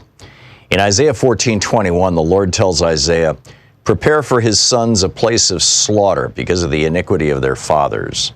It's a variation on the old story of karma and seems in a very real way to be playing out today in the United States. America is facing an epidemic. Public health officials use that word, of gun-related suicides, accidents, and even homicides and police killings. That epidemic has grown worse in the past decade, largely because the number of guns in America has increased, in large part because of the racial fears of white men who have bought guns in record numbers for 8 years during the time in office of America's first black president. A landmark 1999 study from researchers Franklin Zimring and Gordon Hawkins showed that the main correlation, far surpassing mental illness, socioeconomic status, or race, that could be defined as causal in predicting the rates of gun deaths is a simple number, the number of guns distributed among society. In the 30 years since that study, Zimring and Hawkins' results have been replicated and reanalyzed dozens of times. As the American Academy of Pediatrics said in a release published in AAAS's Science magazine, quote, "New research shows dramatic differences in the number of children hospitalized and killed each year in the U.S. from firearm-related injuries based on their state's gun legislation, even after adjusting for poverty, unemployment, and education rates. It found twice as many pediatric firearm deaths in states with the most lenient gun regulations compared to states where gun laws are strictest," end quote.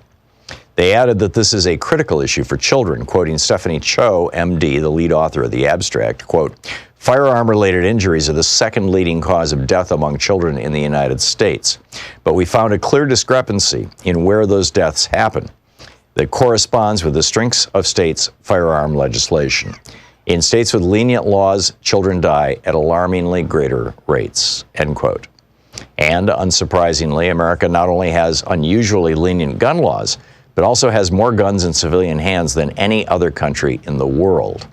America has a bit more than 4% of the world's population, but holds almost 50% of all the guns in civilian hands worldwide, more than 390 million guns. And the more guns a society has, the more gun deaths it will experience. The NRA and their army of lobbyists have been quite successful in making this happen.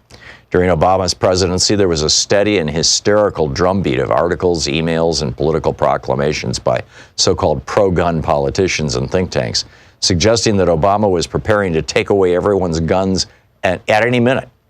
There was even a subtext embraced by the hard right that he wasn't going to stop there. After disarming white Americans, these folks said, Obama was going to intern them in otherwise unused FEMA camps. Flipped-out gun owners were repeatedly arrested during the Obama years trying to break into retired or temporarily vacant military facilities and toxic waste sites, looking for evidence to prove that Obama was, in fact, preparing the modern-day version of the World War II-era Japanese internment camps. White supremacy was the founding notion of this nation. White Europeans thought themselves so superior to the human beings they met here in 1492 that Columbus himself became the first North American slaver, shipping Taino Indians back to Spain as slaves to the royal family. A slave is as good as gold, Columbus wrote for the king and queen. Europeans in the Americas then stepped up that game into a hemisphere-wide campaign of racial genocide, pulling off the largest multi-generational mass murder in the history of the world. In the midst of that effort, they also created the legal mechanisms necessary to define and legally regulate slavery, and even built those systems into America's founding document, the Constitution. America was birthed in slavery and genocide, and both needed guns. It was the superior weaponry of guns that gave the European settlers a massive advantage over the bow and arrow-equipped Native Americans, and it was the raw power of widespread white ownership of guns in the South that propped up the institution of slavery for hundreds of years. Without guns, neither would have been possible, or at least neither would have been as easy as they were to pull off. And now, after centuries of guns being used to kill off and keep down people of color in America, those same guns are creating a terrifying epidemic of gun-facilitated violence, from public schools to private homes and public concerts. It's enough to make one think that Isaiah was onto something. Chapter 2, The Sanitized History of America. The United States' expansion and conquest in the late 18th century through the 19th century and into the 20th century is a history written by white men, inked in the blood of Native Americans, and built on the broken and bloody backs of enslaved people brought here from Africa. From 1791, when the Bill of Rights went into effect, until the end of the Civil War, the Second Amendment protected the rights only of white men to own guns. This is simply because until the ratification of the 14th Amendment, states determined who was recognized as a person protected under the Constitution. Initially, in most states, that meant that white men who owned land and paid taxes were the only people considered full citizens under the Constitution. In the South, white men with guns formed slave patrols to control slaves and formed posses to hunt escaped slaves. The book, The Hidden History of Guns and the Second Amendment.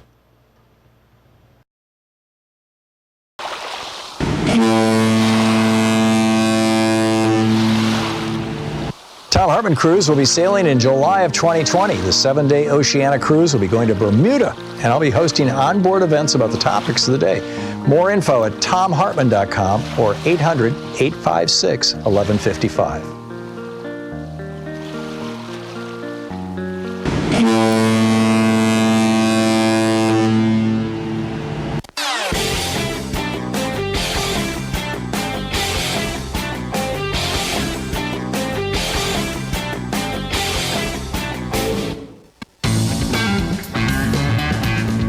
Welcome back. We have invited all the Democratic candidates to drop by and take calls from listeners. Andrew Yang, Tom Steyer, Bernie Sanders have taken us up on the invitation today. Marianne Williamson is. We're very pleased to have Marianne with us for the next half hour as well. And Marianne, let's see here. Jeremy in Los Angeles, you were on the air with Marianne Williamson. Hey, thank you. Ms. Williams, I've been enjoying watching you through the debate process. I follow you on Twitter. My daughter, who's at UCSD, is super inspired by you and by your presence. My question for you is not necessarily wanting a government solution, but I want to see where your mindset is, because I think that sometimes you're the one that's willing to speak the uncomfortable truths. I wanted to know, this country right now, and I think other westernized countries, mental wellness, anxiety, depression, things like that are going off the charts in every age demographic. I wanted to know where your mindset is. What do you think is triggering this now at this time? Why is this rising now? You know, when somebody asked me about gun violence, I said we have to ask ourselves why we're such a violent society. And similarly, when we talk about mental health issues, we have to ask ourselves, what is going on here that so many people are in such depression, that so many people are in such pain, that so many people are in such anxiety and stress? We have to ask ourselves what is happening on the level of cause. We have so much of this at bottom. It's a spiritual malaise that has been exacerbated by economic injustice. When you have 1% of all of Americans who are owning more wealth than the bottom 90%, as I said earlier, millions of Americans have been squeezed into this situation where it's very difficult to soar. It's very difficult to spread your wings. And what does that mean? It's very difficult to have time for your family. It's very difficult to have time for your spouse or to read your kids a bedtime story. You're exhausted when you come home late at night. You can't find an economic opportunity. You don't know what's going to happen if you get sick. You don't know what's going to happen if one of your kids gets sick. You don't know how you're going to pay to get your kids to college. You don't know how you're going to get out from under the burden of these college loans. Even our economic policies themselves contribute to stress, because the stress is so much at bottom, not only of physical illness, but also of mental health issues, where even the food we eat does not nurture us the way it needs to. So we have to look at all the ways that we have allowed short-term corporate profitability to be the false god in America. We bow down to short-term profits, or our government does. I don't think our people do.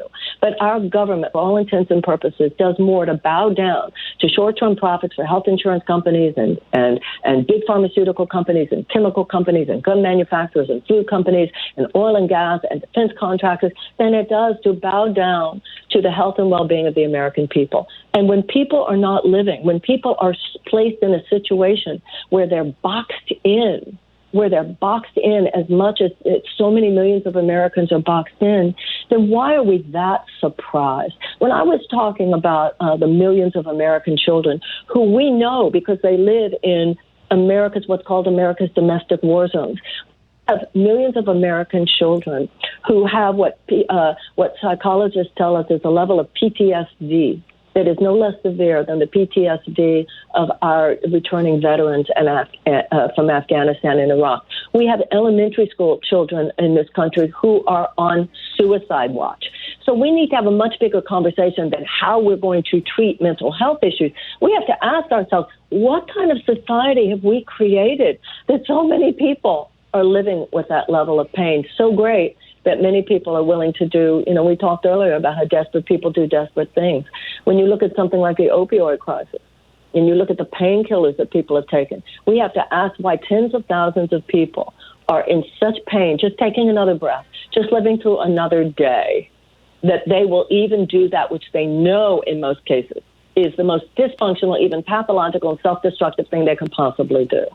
So that's what I believe. And I believe that governmental policy, I believe much of this, like I said before, it's holistic, it's integrated. We have to change in our hearts and we have to change in our policies. We've got to start putting people and the relationship between and among people first. We've got to do that which helps people thrive. And then when people are happy, they're not unhappy. You can't just attack the unhappiness. You have to do that which actually cultivates a greater piece of living. That's what I believe. Leonard in Pasadena, California. You're on the air with Marianne Williamson. Well, hello there. How are you? Fine, thank you. Hello. Yeah, you're on the air. I have a question. One question is, what is your issue with universal health care? That's interesting that you say, what is my issue? I travel all over this country, and I meet so many people, and, who just say, they don't take it from me, don't take it from me, don't take it from me. And when I explain to them that it would be, if you look at something like Bernie's plan, it would be a 4-year process. I just see a level of upset in people that makes me feel like, can't we go at it the other end? Now, people tell me by doing the public option. Some people say, though, that will gum up the system. I understand that. But I can't believe we can't have it both ways. Why can't we have it? I mean, and this is a question, as I said before. You tell me, why is it that it is impossible to get there as quickly and as effectively that we can't do that with having the public option? You tell me, because I would like to know. Jeff in Portland, you're on the air with Marianne Williamson. Oh wait, are we not going to go? Are we not going to go? Oh, you were asking me to tell you? No, you told me you wouldn't, but I was asking the listener. Oh no, he's off the phone. Dinner. I'm sorry. Once people ask a question, Okay. I take them off the air. So, Jeff, you're on the air with Marianne Williamson. All right. Good day, Tom and Miss Williamson. Thanks for taking my call. This is related to the question you just had. You know, it's in honor of Bernie. My get well wishes to Bernie. Miss Williamson, you know, I agree with so much of what you're saying and admire what you're saying. But when it comes to Medicare for all, you know, you said you've lived in Grosse Pointe, which is right across the Detroit River from Canada. And, you know, Canada needs to get a Green New Deal, get rid of the tar sands. But the fact is the average Canadian lives a longer and healthier life than the average American because they have a healthcare system that puts care and compassion over profit. So how can you talk about love and moral politics and not embrace a system like Medicare for All, which Canada has been practicing successfully for over 50 years? Well, in Canada, I hear what you're saying, but you know, there is disagreement with some of what you just said about the Canadian system. The Canadian system is such that if you are very sick, you are better taken care of by the Canadian system. There is no question about that. But if you are not very sick, you have a less good treatment than if we did what we're talking about here. Because in Canada, let's say you just have a sense. So let's say in Canada, something's really wrong. You get in there, they've got you immediately in your handle. But if in the Canadian system, you go in and you say, you know, I just have a feeling, I don't know, I just have a feeling that I should have this test that I read about. They're not going to give it to you. So, you know, there are a lot of people who would argue with that system exactly what I just said. Yes, if you're very sick, you're taken care of better. But in terms of actually cultivating greater conditions and addressing the things on the way there are people who argue the opposite of what you just said, that it's less good because there's no one that you can go to say, I just want to have that test because I feel I should have that test. Tanya in Memphis, Tennessee. But I'm open. I'm open. I just haven't gotten it. Tanya in Memphis, Tennessee. You're on the air with Marianne Williamson. Hi, Tom. Thanks so much for taking my call. Marianne Williamson, I've been following you for the past 30 years. God bless you. I'm so glad you're running for office. We all grew up together. Yes, we did. And listen, I particularly appreciate you're the only candidate that's being proactive on reparations. I want to thank you for that. My question, one more comment. The person that affected American society the most, in my opinion, was never elected to office, and that is Dr. King. I want to say, Ms. Williamson, that you have that same kind of power to change our society. So, where you may not like this question right now, the timing of it, because you are running for President of the United States, or at least get the nomination. If you don't get the nomination, what are your plans to change our society? Thank you so much. Great question. And Marianne, by the way, we just have a minute until we hit a break. Okay. I think, like everybody else, like Tom, like this caller, like everybody's listening, I'm just showing up for my country as best I can. I think that's where we all are. And whatever skill sets we have, whatever abilities we have, whatever platforms we have, I'm just like Tom. I'm just like the questioner. I'll do whatever I possibly can to feel that I wake up in the morning. And as my father would say, I feel my father's been gone for 20 years, but every time I see Donald Trump on television, I feel my father's voice saying, this shall not go unanswered. So whatever he and those people who support his agenda represent, they will not be unanswered by me, whether I'm president of the United States or anything else. So you're going to continue to speak out and play a public role, whether or not you get the nomination. 30 years, right? Yeah, and you've been doing a great job of it. Marianne Williamson, her website, marianne2020.com. You can tweet her, at MAR Williamson, and she's running for president of the United States on the Democratic ticket. We'll be back with more of your calls from Marianne Williamson in just a moment. It's 45 minutes past the hour here on the Thom Hartmann Program. Stick around.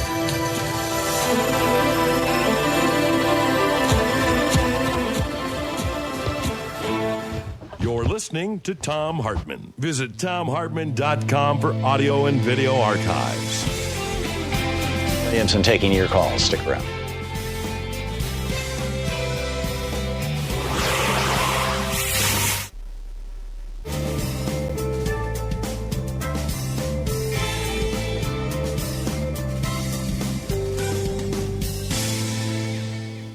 And welcome back.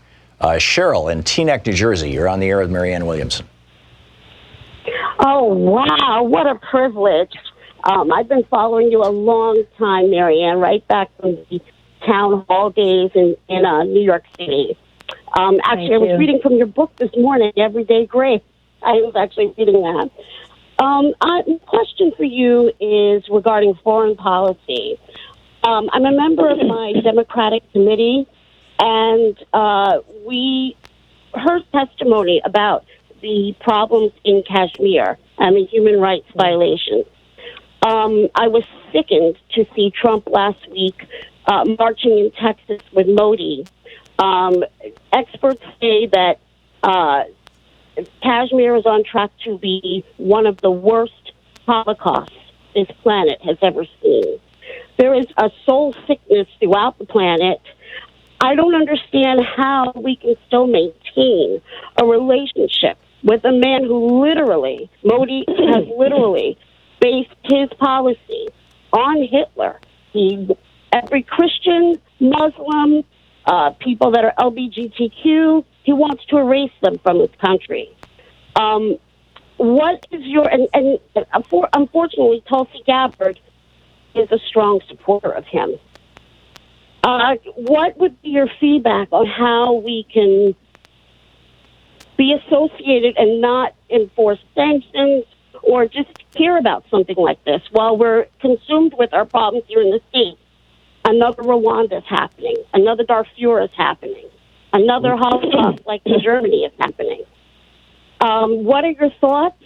How can we heal the world? Thank you so much for running. There is such a place for your thoughts and words. Thank you. I'll take the answer offline. Thank you, Cheryl. We have abdicated our moral responsibility. We have abdicated our moral leadership. The Dalai Lama himself said to me that the people of the world do not any longer see the United States as a champion of democracy around the world. Right now, it's not only the support of Modi, it's the support of the Crown Prince in Saudi Arabia.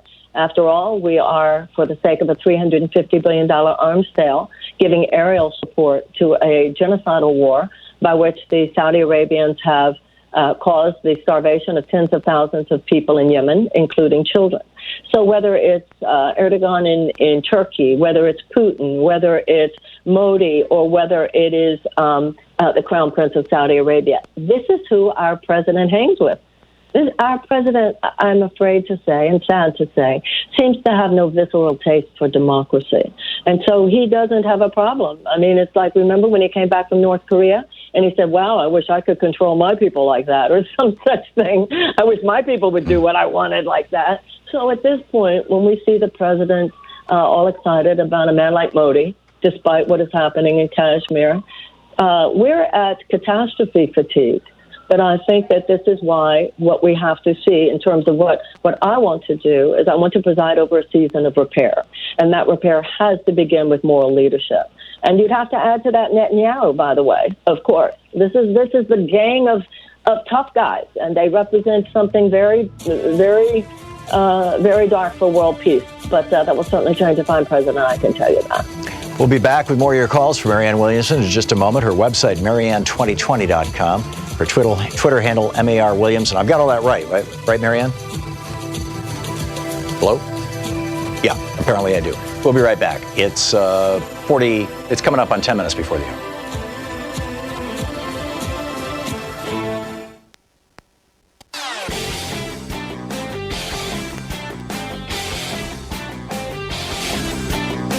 Thom Hartmann here. My new book, The Hidden History of the Supreme Court and the Betrayal of America, has arrived. What if the Supreme Court did not have the power to strike down laws? Discover the hidden history of judicial review and this scam called original intent. Learn how we can save the planet by modernizing the Supreme Court. And most important, how we can democratize the Supreme Court now before it's too late. From the time Americans wake up until the time we go to bed, everything we do, touch, ingest, breathe, and use has been touched by the Supreme Court. In this book, I lay out the history of the Supreme Court from Alexander Hamilton until how the court overstepped its constitutional powers. America does not belong to the kings and queens of the court. It belongs to the people. The Hidden History of the Supreme Court and the Betrayal of America is available now in fine bookstores everywhere. American democracy.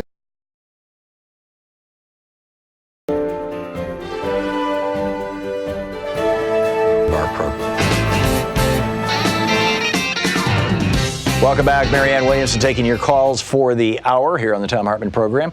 And Anthony in Albany, New York. You're on the air with Marianne Williamson. Hey, good afternoon, Marianne. Hey, listen, a couple quick questions. One question. What infuriates me when I hear people promise free health care, free education is not the fact that I don't choose any of that or I don't think anybody should receive it. Well, my problem is both industries seem to have skyrocketing costs with no transparency where the money is spent. For example, administration in colleges has more than doubled in the last 10 years. The average larger school president is making a seven-figure income. Why aren't we looking at what drives the costs up first before we start making promises that it's going to be paid for everybody? Well, I think your point is actually well taken, but I don't think it has to be first. It can be at the same time. In terms of our health care costs, one of the problems, of course, is that the United States government gave away its negotiating power with big pharmaceutical companies. That's one of the first things we need to do is take back our negotiating power so that we can lower the prices of drugs. So on the healthcare issue, that's a large part of it. In terms of colleges, you're actually not wrong. But a lot of that has to do, the problem in colleges has to do with the same as a lot of the problems in corporations, where ever since the 1980s, you have had, for instance, what the CEO of a major United States corporation is now an average of 1,000 times the wage of the lowest wage earner. So this is true across the board. But I don't think we wait to give people health care before we've got it out. I don't think we wait to free. See, what we need to do is dreams. What we need to do is unleash the spirit, untap people's dreams. This is where peace and prosperity come from. So let's do that first. Let's take away, the gentleman who was talking a few minutes ago about mental health issues. Let's just let people relax so that they know that's handled. My kids can go to school. I'll be able to go to college. I'll be able to get out from under these college loans. And if I get sick, it'll be okay. That is an emergency to me. That is a humanitarian emergency. Now, within that, do we need to address the kinds of things you were talking about? Yes, sir, I do think we do. But I'm not going to wait. I'm not going to wait for that. First, I want people to get what they need. And while they're getting what they need, we need to address the things you said. And if I'm president, we will. Justin in Clyde, North Carolina. You're on the air with Marianne Williamson. Well, thank you so much. Following both of you has been one of the greatest joys in my life's journey. And in fact, this is my first time ever calling in your program, so it's like triple win for me today. Thanks, Justin. Thank you so much. Marianne, you've been kind of hitting all the bases and just knocking them out of the ballpark. And I'll also share, I've been in the healthcare field for 27 years now and spent 3 years working in a drug rehab unit. So I saw some of the best and the worst situations of humankind. That said, for myself, and I'll ask your opinion on that, is that you've touched on this a couple times. You mentioned it during the presidential debate, that to bring all the things that you're describing, rationality, calmness, clear-headedness, people feeling taken care of, seems to me, and my focus, is that the food that we're eating, the way it's cultivated, and all the chemicals and things that is literally poisoning children is possibly the root of the root. Because if people can't think clearly and they're making bad decisions, basically having lobotomies through the food industry, which is leading to bad health. If all the food we had in this world was super healthy, we wouldn't have to worry about the healthcare industry. So what are your thoughts on that? My thoughts are that I wish what you're saying was exaggeration. I wish what you're saying it was hyperbole, but I don't believe it is. You are absolutely correct. And if you look at my food section under the issues on Marianne2020.com, I talk about that there. You're absolutely correct. And also we have contaminants in our water. We only regulate 70,000 of the chemicals in our water, drinking water, and that's all across the country, when about 135,000 are in chemical use. We have so many contaminants in the air, so much carcinogens in our food. So you're absolutely correct, sir. And as you mentioned, I said that in the first debate, we can't just talk about how we're going to treat sickness. We have to talk about the creation of a healthier society, having to do with things like our food policies. When it comes to the FDA, when it comes to the FAA, when it comes to the EPA, so many of these agencies meant to protect us have been basically become just whores and handmaidens to the very entities whose overreach is the problem. So this is why I talk about integrative, holistic politics. I don't want to just be a president who makes sure that everybody gets free health care. I want to be a president who makes sure that Americans have the right to think that the food they eat is healthy and safe. Marianne, we just have 30 seconds left, not really enough time to get a question on. You want to summarize your campaign? And There are a lot more loving people, decent people, dignified people. We're good people in the United States. I'm not saying we're better than other people, but we are as good.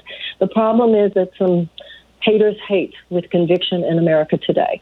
Those who represent racism and bigotry and anti-Semitism, homophobia, and all the things that you were talking about, Tom, before the break, before this last election, they're politicized. And now those of us who stand for common sense and peace and love and mercy and justice, we have to have conviction too. We have to show as much conviction behind our love as some people show behind our hate. That can't just be outside politics. It has to be inside politics, and that's what will change this country. Brilliant. Marianne Williamson, Marianne2020.com is the website. Marianne, thanks so much and good luck. Thank you. Thank you. Love you. Great talking with you. Thank you. Love you too. We'll be back with more of the Thom Hartmann Program. Stick around. We've got a whole lot of stuff to dig into here as the news of the day rolls on. We'll be right back.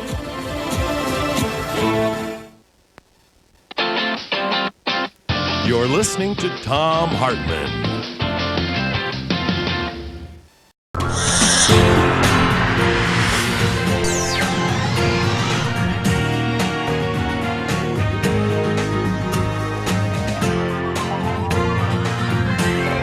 We say fight back!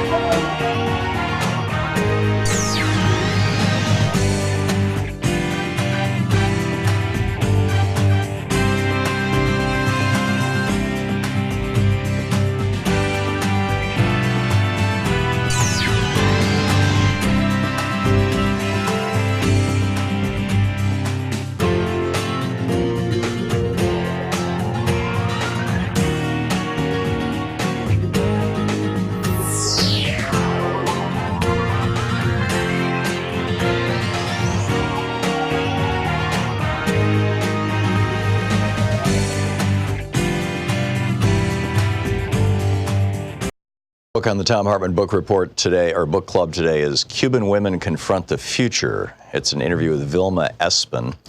Vilma Espin was the president of the Federation of Cuban Women since its founding in 1960, and was the chair of the Commission for Social Prevention and president of the Infancy Institute and the International Federation of Democratic Women. And it's a long-form interview, actually, the book. So the first question: what does socialism mean in the lives of a Cuban family, and in particular, Cuban woman?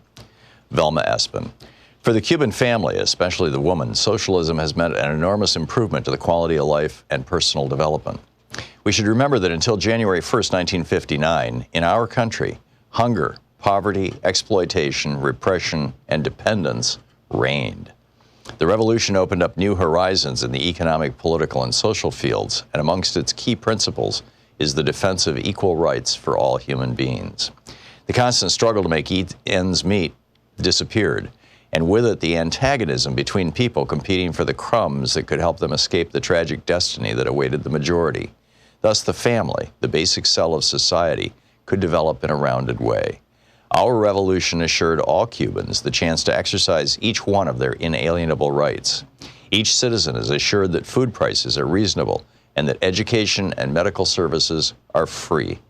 The state makes a systemic effort to improve living standards to the extent that it is permitted by the tense battle for development that we wage under blockade and constant imperialist threats. Child care facilities have been created to provide care for the children of tens of thousands of working women from the age of 3 months to 6 years. Services to lighten domestic work have been created. Hundreds of thousands of students have also received free lunch at day school and all their meals at boarding school. Hundreds of thousands of workers also receive their meals at a moderate price in their workplace. More industrial laundries and dry cleaners have been established, and more domestic labor-saving devices are available with preference in acquisition and cheaper prices for workers. Huge resources are dedicated to housing construction in urban and rural zones. We also try to guarantee recreational facilities and spiritual enjoyment to all the population. Of course, the possibilities are exciting, but also what we have achieved to date, considering our limitations, is already vastly superior to what families experienced in the past. Social Security provides an income for those who cannot work. As far as women are concerned, equal rights have certainly changed their position in the family and in society. A woman's participation in social production, because it implies her financial independence, has altered her dependent position in the marriage and allowed a change in her ideas, in the way she looks at life. The laws that govern family relations, such as the Family Code, are based on equality and guarantee the right of members of the family to participate in society, to work, study, and to responsibly educate the children in line with our revolutionary principles. This does not mean that we achieved all that we aspire to. We still have problems of a material nature to resolve, which are directly related to our economic development. There is still the need to eliminate backward ideas that some people hold, men and women, with respect to the role that each person should play within the home, the nature of the socialist family and the relationship between a couple, ideas which work against the full participation of women in the building of a new society.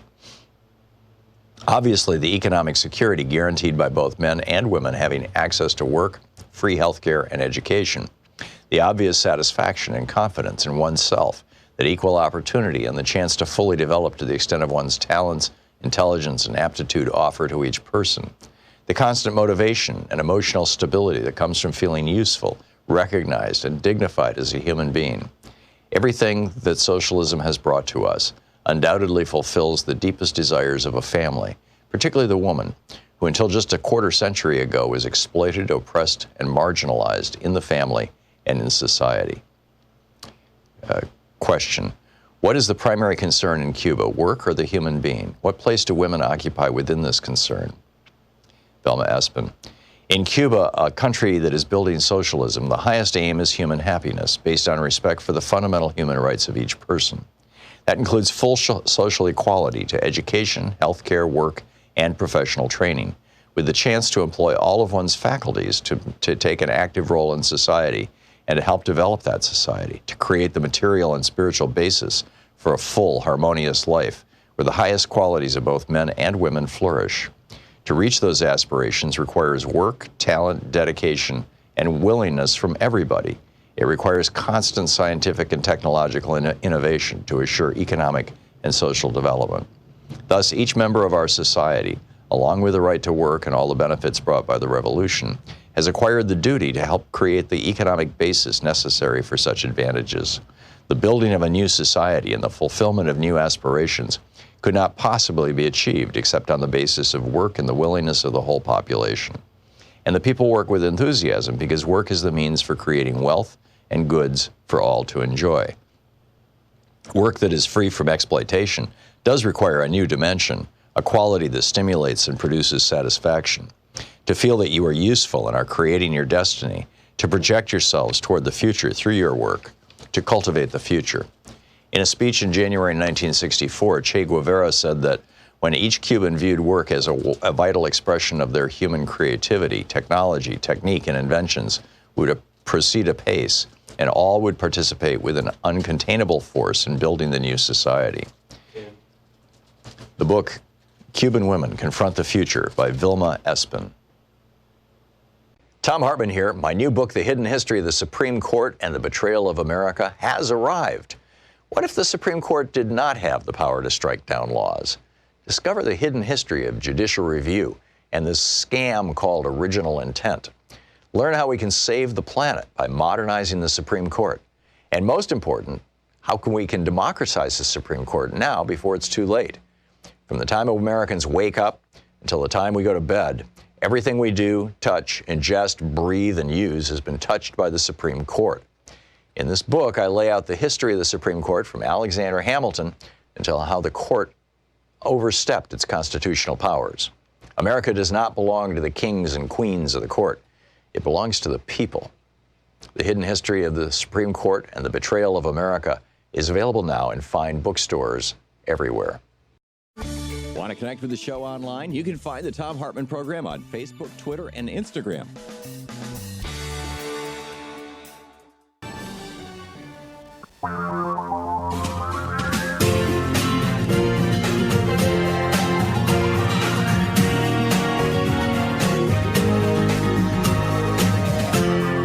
This is the Thom Hartmann Program. And welcome back. Thom Hartmann here with you. Interesting hour with Marianne Williamson taking calls. I thought that was absolutely fascinating. The previous hour, we had Congressman Mark Pocan taking calls. He's the co-chair of the Congressional Progressive Caucus. And this hour, you got me taking calls. But I wanted to bring you up to date on some of the news of the day. Donald Trump has the president of Finland visiting. And so, as is their wont, after they had their little private meeting, Trump had the note taker taken out and shot, and the notes burned. No, I'm just kidding. That would be, a different president. But afterwards, they brought the cameras in, and he went off on a rant. He said Adam Schiff wasn't fit to carry Mike Pompeo's jockstrap. Seriously. He's using the word that BS is the abbreviation for in a tweet. They're now using that word on the air on CNN, which is cable. I'm not cable. We're on over-the-air station, so I'm not saying the word, and I would appreciate it if you wouldn't on our air. This guy is becoming unhinged. He's becoming seriously unhinged, which makes me really worry about the fate and future, not just of our nation, but of our world. If he starts a nuclear war with somebody, or if he starts a war that turns into a nuclear war, and then it turns into a real, a major nuclear war, like the U.S. versus China, or the U.S. versus Russia, or India versus Pakistan, nuclear winter. Keep in mind, some of these nuclear bombs that these guys have, they're not, we're not talking Hiroshima and Nagasaki. Hiroshima and Nagasaki were kiloton level bombs, equivalent to thousands of tons of TNT. The bombs now are megaton and gigaton, millions and billions of tons of TNT. A nuclear war would be so much larger than anything like we saw in Japan at the end of World War II. And that's just one, of 1,000 possibilities. The damage that this man is doing in corrupting the executive branch, in corrupting now the Republican Party, seizing control of the Republican Party, is. I lack words, but I am very concerned. I'm literally, praying for my country every day, and you should too. This is and doing everything we all can to support and encourage the Democrats who are trying to hold him to account, and to reach out to the Republicans who are scared to death that if he tweets at them, they will lose their seats, and reassure them that well, maybe we can't. I don't know. But it's really insane. I got an email this morning from the Trump campaign. I get one pretty much every day now. And I'm very concerned. Again, I mentioned this yesterday, that the average age of the Fox viewer is 70 years old, more or less. And there's probably quite a few elderly people who are getting these emails just like I am every single day, and every single one of them is asking for money.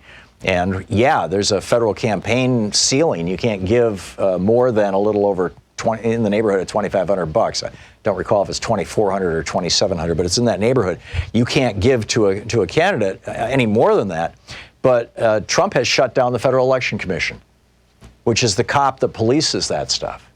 So, if you've got elderly people, senior citizens, who are sitting on, $100,000 in their life savings, and they've, given 90,000 of it to Donald Trump by giving him $50 every single day he asks for the last year or two.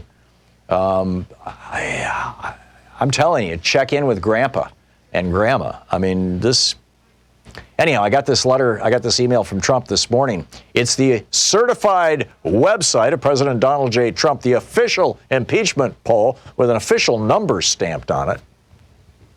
And it says, do you agree that President Trump has done nothing wrong? Yes or no? Do you believe the Democrats will make up lies is in all caps, to try and impeach the president? Do you agree the Democrats are trying to silence your voice and take away your vote by impeaching President Trump? Do you agree the Democrats are trying to impeach President Trump because they know they can't win in 2020? Are you against these baseless impeachment proceedings? Do you agree that Nancy Pelosi is controlled by the squad and was pressured into calling for an impeachment inquiry? Do you believe Nancy Pelosi should publicly admit she was wrong?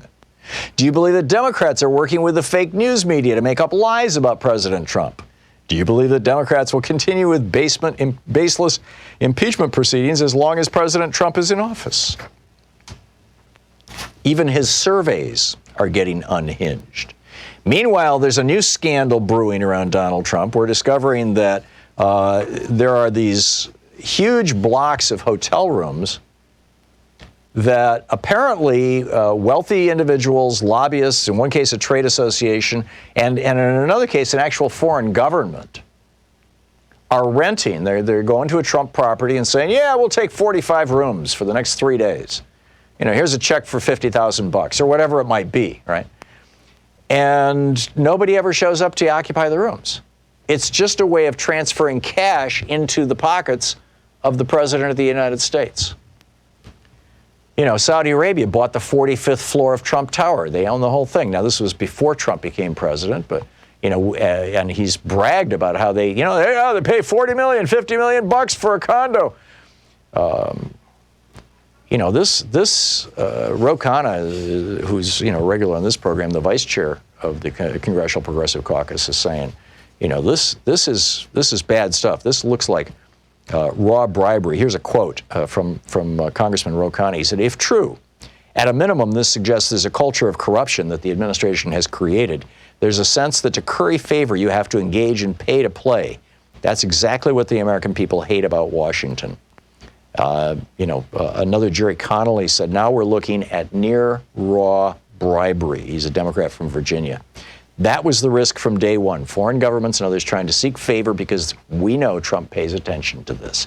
It's an obvious attempt to curry favor with him. That's what Jerry Connolly said. Franklin Graham had the son of Billy, the right-wing crazed son who left his life of wild women and cocaine when his daddy was failing and stepped in to take over the multi-million-dollar empire of his father. Franklin Graham is now amplifying Donald Trump's tweet about civil war. He wrote on a social media platform to his 8 million followers, and this is breathtaking. This is on Facebook. He says, the Democrats are going to take your guns.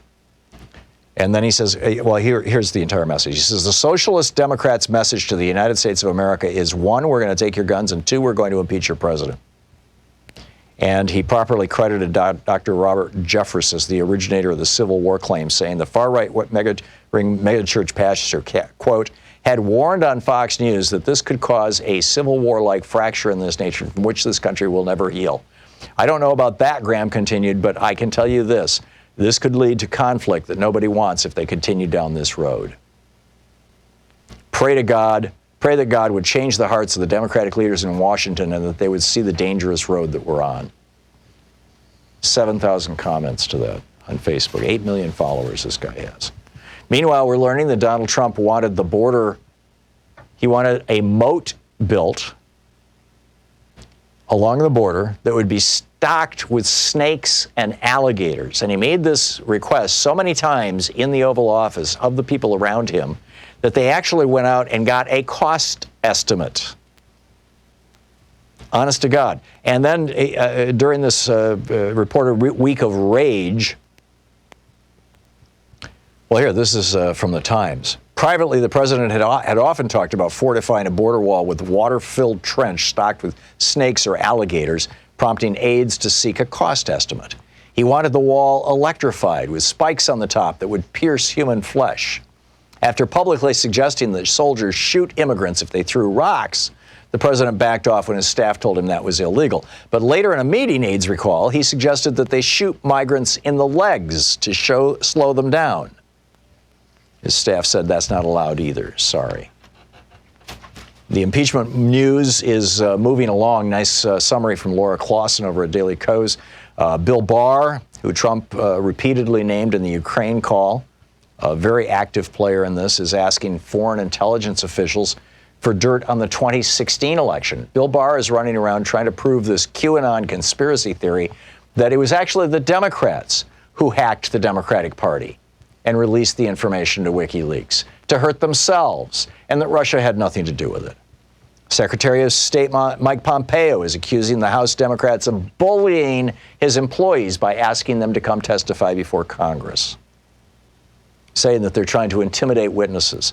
Well, I would say that, House Democrats replied saying, no, you're trying to intimidate these witnesses. And Mitch McConnell is saying, well, an impeachment trial might be over before it's started.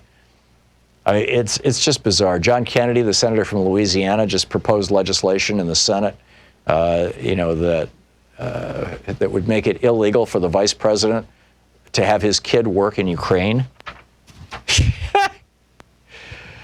Oh my God! A federal appeals court upheld the FCC's FCC's repeal of net neutrality. Yes, your ISP can now monitor everything you do. Your internet service provider, whoever you buy your internet service from, they can look at every single keystroke. They can read your passwords. They can share your information. They can sell your information. They can compile lists of every website you go to. They can slow down some websites. They can speed up other websites. They can get paid to do that to you and never even tell you. That's all real right now, and this federal court said, yeah, that's fine.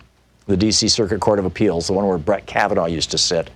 But they said individual states, if they want to have net neutrality, they can do that, which is kind of good news in that California has already been moving in that direction. And a police chief is going on trial. This in the New York Times. The headline kind of says it all. Trump is, quote, the last hope for white people, end quote, said police chief on trial. And then finally, there is another whistleblower. This whistleblower actually was the first whistleblower. It's from 2 months ago. It's getting no attention at all because it's out of Ways and Means. But this whistleblower says that there's something snarky going on over at the IRS having to do with Trump's tax returns that we all need to know about. So a lot going on today. I'll be picking up your calls after the break. Stick around. It's 18 minutes past the hour here on the Thom Hartmann Program. We'll be right back. This is the Thom Hartmann Program. It's the place where despair is not an option. Stick around.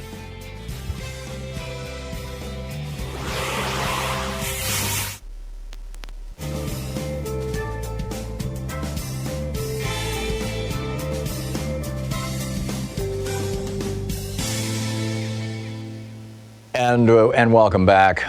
Let's see here. Lee in Tucson, Arizona. Hey, Lee, what's on your mind? Yes, I wanted to answer the question that Marianne asked, and it's very brief. It takes 1 minute. I can just state the reasons that a public option will not do what she thinks it will. Sure. 80% of the savings of Medicare for All is due to having only one payer, the one with the lowest administrative costs. The federal government has, like 2 to 5% versus the 18% of the for-profits. Right. So just adding public option to the large number of for-profits we have will not generate this savings. And in fact, it will allow these for-profit companies to cherry-pick the public option to death by appealing to only the healthiest and leaving the public option holding only the sickest patients who are the most costly to pay for. Right. Yeah, I mean, they're doing that right now with the private Medicare plans, the Medicare Advantage, by saying, we'll give you a gym membership. Well, who's going to want a gym membership? Somebody who's not real sick. They want the real sick people to go on Medicare. Yeah, exactly. So this will cause serious financial problems for the public option.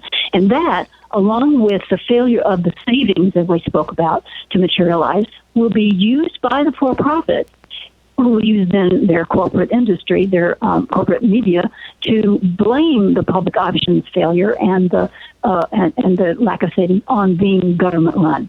Yeah. And that will sour the public on on the idea of Medicare for all for the foreseeable future. And most important is that Medicare for all will cover everyone for the full cost of all medical necessities for life.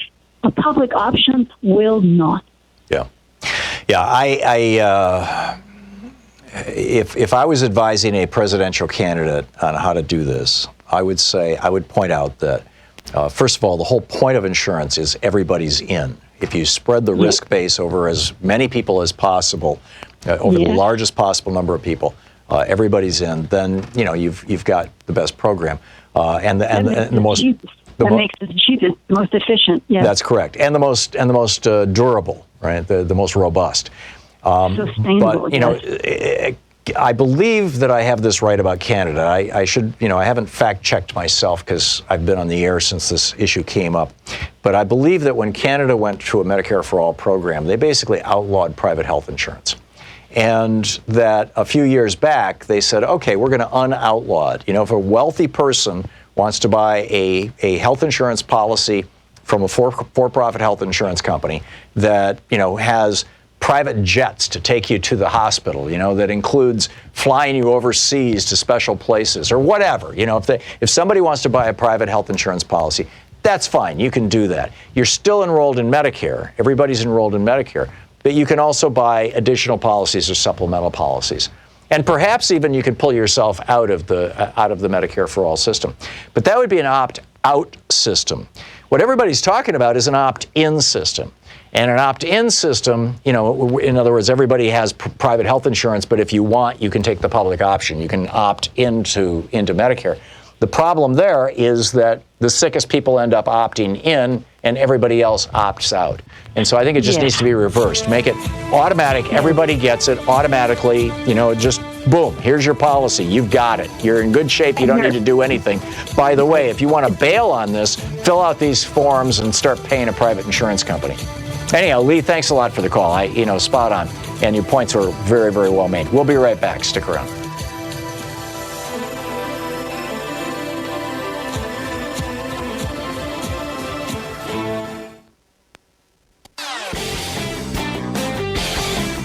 Thom Hartmann here. My new book, The Hidden History of the Supreme Court and the Betrayal of America, has arrived. What if the Supreme Court did not have the power to strike down laws? Discover the hidden history of judicial review and this scam called original intent. Learn how we can save the planet by modernizing the Supreme Court. And most important, how we can democratize the Supreme Court now before it's too late. From the time Americans wake up until the time we go to bed, everything we do, touch, ingest, breathe, and use has been touched by the Supreme Court. In this book, I lay out the history of the Supreme Court from Alexander Hamilton until how the court overstepped its constitutional powers. America does not belong to the kings and queens of the court. It belongs to the people. The Hidden History of the Supreme Court and the Betrayal of America is available now in fine bookstores everywhere.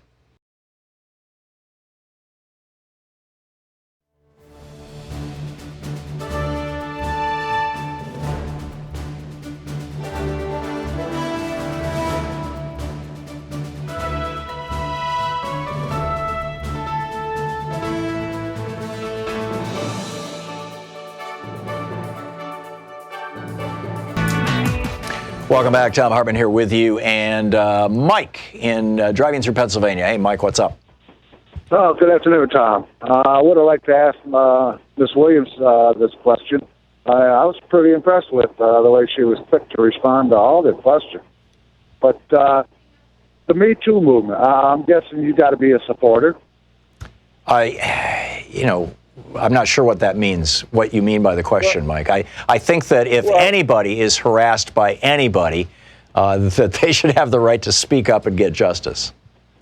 Right. I mean, and we're investigating Donald Trump about this with those. No, we're not investigating Donald Trump. He's got almost 20 women who have made charges against him and who have hired lawyers to sue him for sexual harassment. That doesn't involve the federal government at all, except to the extent that it goes through the court system. Well, I thought the DA in New York, he was looking into no, it. No, anyway, Letitia James, the district attorney or the attorney general in New York State, is looking into tax fraud allegations by Donald Trump. That's why she's subpoenaed his tax returns. If you recall, there was a little while back a story about how taxpayer money to the tune of almost $11 million was used to pay off sexual harassment suits against members of Congress. Shouldn't we be entitled to know more about that? Yeah. Yeah, if taxpayer money, I don't know if that's the case, Mike. I'd frankly be surprised if that was the case. But if that was the case, I'd be horrified. Whether it's a Democrat, a Republican, a man or a woman, it doesn't matter. Yes, we should not be, backstopping badly behaving members of Congress. Yeah, I agree, Republican or Democrat. And I would think, okay, we'd want to know this maybe before the next election. Yeah, sure. Well, and I can guarantee you, if a member of Congress was, harassing somebody on their staff, and our government, ended up paying off, something, that their opponent will use that in a campaign, and they will be gone. So I don't see that as that big an issue. Julie in Canada. Hey, Julie. Yes, hi. Hey, Julie, I just saw that I've just only got 15 seconds before I hit a break here. Yeah, if I'm reading my clock right. So, Julie, okay, you make a point real quickly. I'm here. Yeah. Yes, thank you, Tom. I'm on the executive of Democrats Abroad. I live in Vancouver. I'm originally from Chicago. I worked in the U.S. insurance industry before moving to Canada. We are blessed to have a great field of candidates now, but I do want to say that Marianne Williamson's points about Canada and healthcare were disingenuous, actually not accurate. No, you do not get worse care when you're not real sick. Actually, you can see a doctor on almost any corner. Great. You can get a test. Julie, I'm sorry. I'm out of time here. I'm going to put you on hold. 808-9925. Julie, I'm going to pick your call up on the other side of this break. As I said, this was my fault. I didn't catch the break. We'll be right back.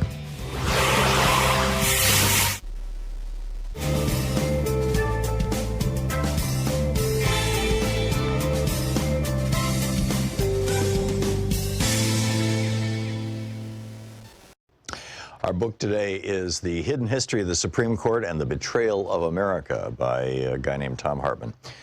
This is from the introduction, A Rebellion Against Monarchy. And it opens with a quote from Abraham Lincoln. The candid citizen must confess that if the policy of the government upon vital questions affecting the whole people is to be irrevocably fixed by decisions of the Supreme Court the instant they are made, then in ordinary litigation between parties and personal actions, the people will have ceased to be their own rulers, having, to that extent, practically resigned their government into the hands of that imminent Supreme Court tribunal. It's from his first inaugural speech, explaining why he was refusing to recognize Dred Scott. From the time Americans wake up in the morning throughout their days, work or play, right through a full night's sleep, everything they do, touch, ingest, breathe, and use has been touched in one way or another by the Supreme Court. Food, drugs, transportation, clothes, furniture, roadways, water, septic, electricity, everything in modern life is regulated in some way, either in manufacture, distribution, sale, or use. And those regulations are allowed or disallowed ultimately by the U.S. Supreme Court.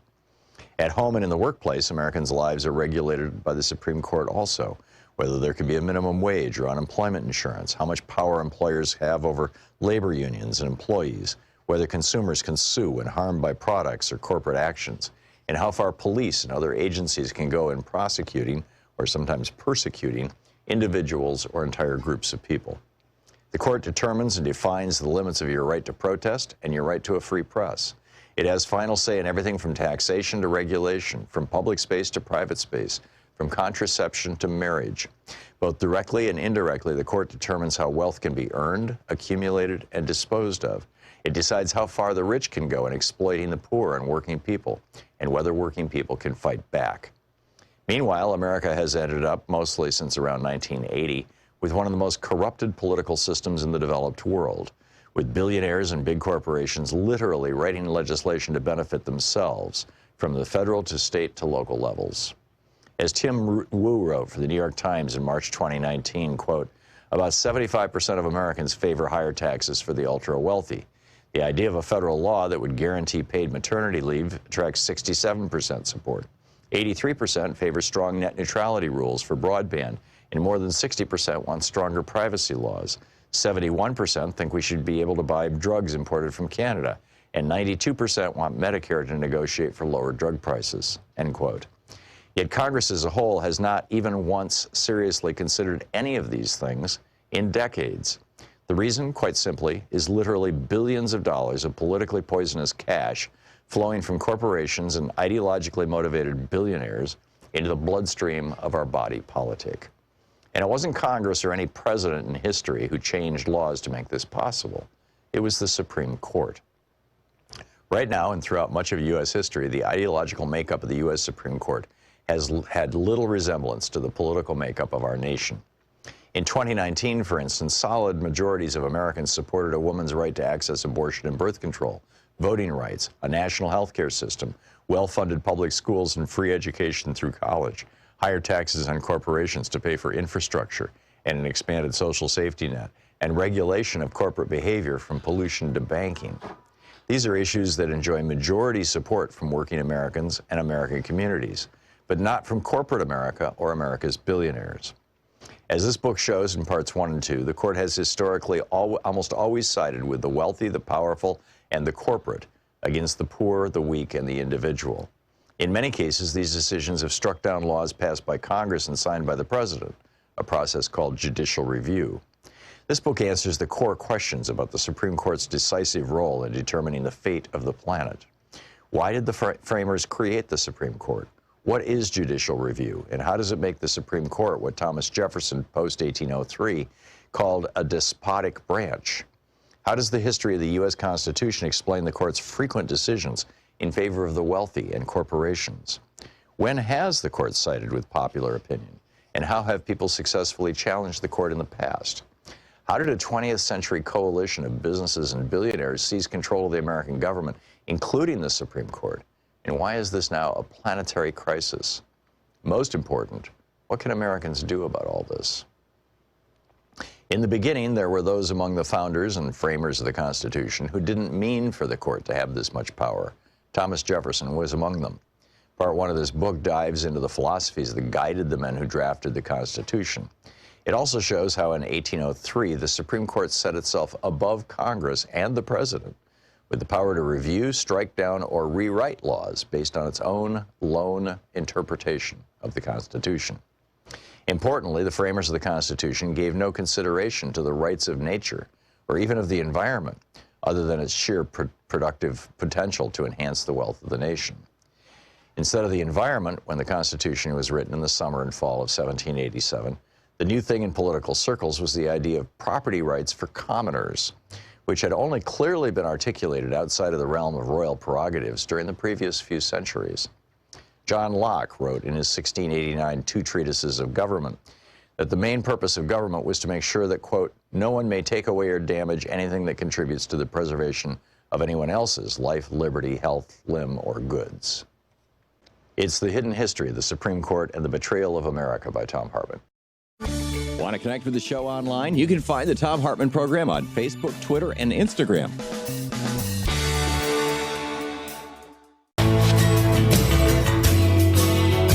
Chicago tomorrow night at Stream 265, I think it's called. Yeah, Stream 265 in Carroll Stream, or Smart 265 in Carroll Stream. The information is at WCPT820.com. as in W, Chicago's Progressive Talk, 820.com. And then a week from this week, next week, I'll be here in Portland at Powell City of Books and on October 10th at 7:30. So, a lot going on.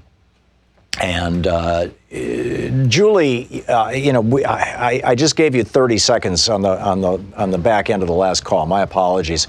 You were telling us about healthcare in Canada, just to set the record straight. You want to start over again? Thank you. I am a U.S. citizen, originally from Chicago. Thanks for coming by the way. And I live in Canada now and worked in the U.S. insurance industry. I'm on the executive board of Democrats Abroad. I'm watching the election. We're blessed to have a great field of candidates. And also I have experience with the U.S. and Canadian systems, both as a patient and as someone with a close family member with diabetes, in addition to having worked in the U.S. insurance industry. Marianne Williamson, I just wanted to make the point that her point about Canadian care and you somehow get worse care unless you're really sick is just unfortunately not at all accurate.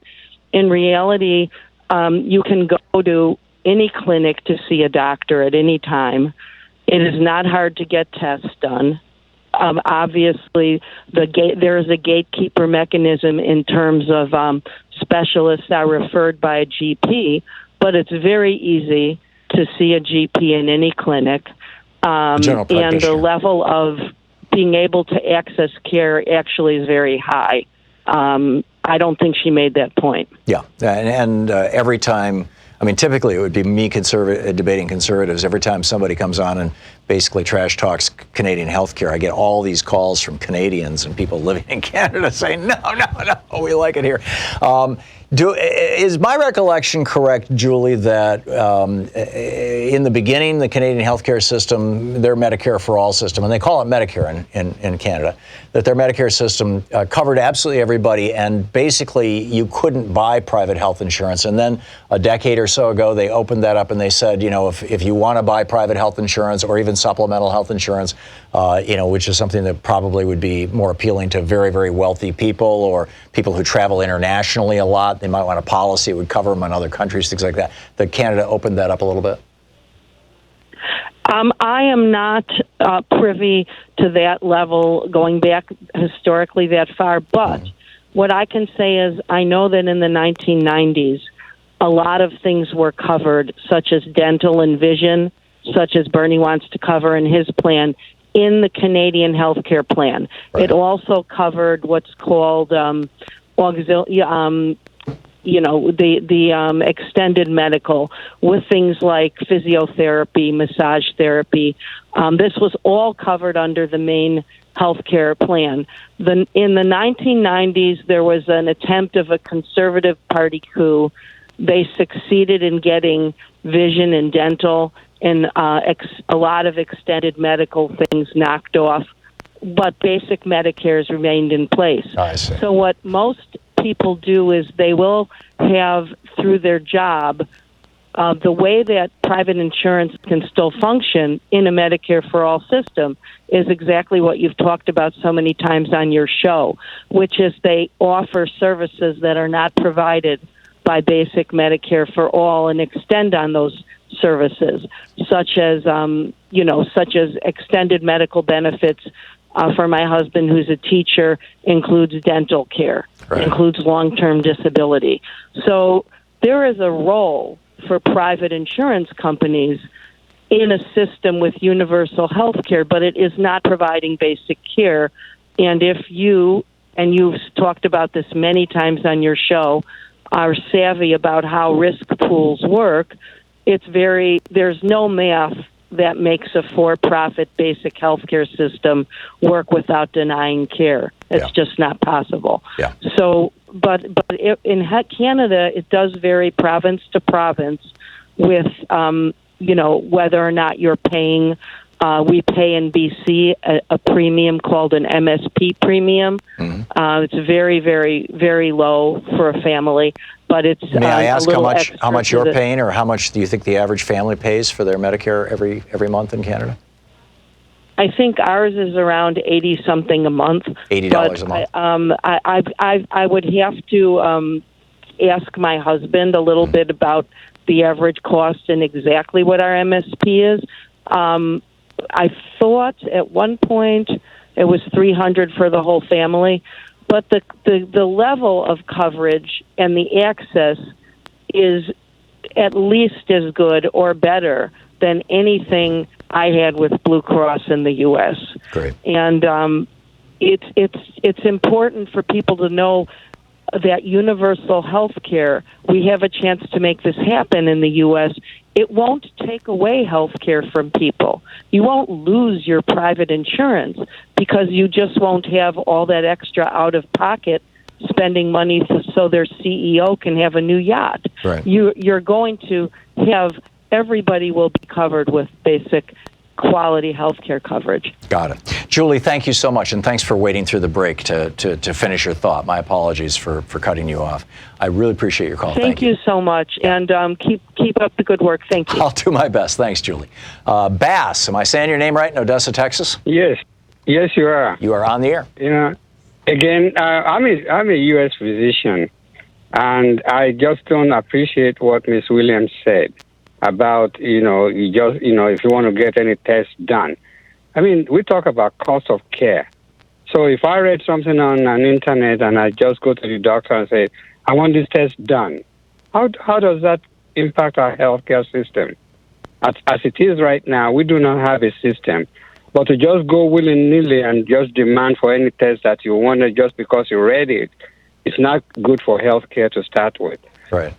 Well, if I went to my doctor here in Portland and I said, "Hey, I just read this thing on the internet that says that I need to find out, what my zinc levels are because maybe my eyeballs will pop out next week or something," and my doctor thought that was crazy. My doctor would simply say, you don't need that test. That's nuts. You shouldn't be reading that crazy stuff on the internet. And educate you about it. Yes. But, just because you want something, you want a test done, you should be able to get it. Doesn't, In addition to this discussion, I have a father who lives in London. He's 94 years old. Okay? He loves the British healthcare system. Yes, which is pure socialist medicine. In Britain, the government actually owns the hospitals, and the doctors are employees of the government. See, we put a label on it, and that's where we start getting it wrong. Yeah. When you have a gatekeeper, the GP is the equivalent of the primary care here. And is the GP that will see my dad, listen to his complaint, gets to know him a lot. So he knows his demeanor, he knows his whims and what he likes and what he doesn't like. My 94-year-old dad still wants to, check his prostate. So the GP will send him to the urologist. Mm-hmm. The urologist will see him, evaluate him, write his report, and send it back to the GP. Right, it's how it works here too. It's very much how it works here too. Bass, I need to move along, but thank you for weighing in as a physician. I appreciate your feedback and your information. Paul in Woodinville, Washington. Hey, Paul, what's up? Yeah, and I wanted to continue with that. In a general sense, when we have this idea that you should be able to go to your doctor to get a test that you read about, and that's what constitutes a good system, and if we can't get that in a single payer, then that's no good. That's, as this physician was saying in the previous caller, that's not even good medical practice. So Marianne Williamson, I appreciate her, much of what she does, but oftentimes she says things that it demonstrates she has no knowledge of the healthcare system, and people who are support her or are fans of hers or supporters of hers start to think that, this is a bad thing. If we can't get this, actually, if you went in to get a test without any evidentiary or differential evidence as to why you might need that test, you could come away with that with a lot of misinformation about what your condition really is that's bothering you. Right. So yeah.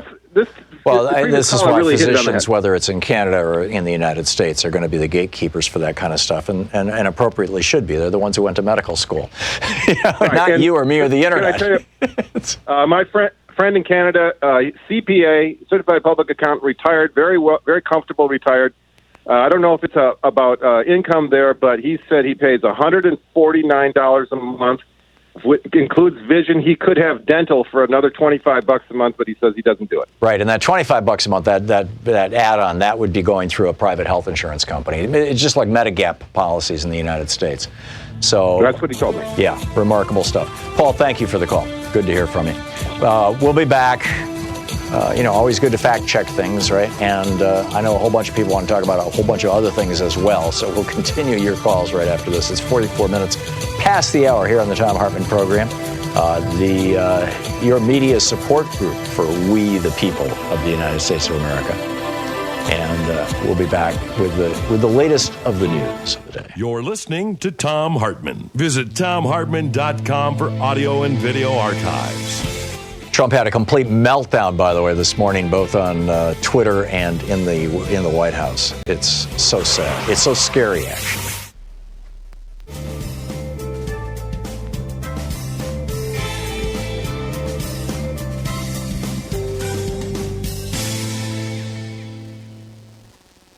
Welcome back. Paul in Phoenix, Arizona. Hey, Paul, what's on your mind?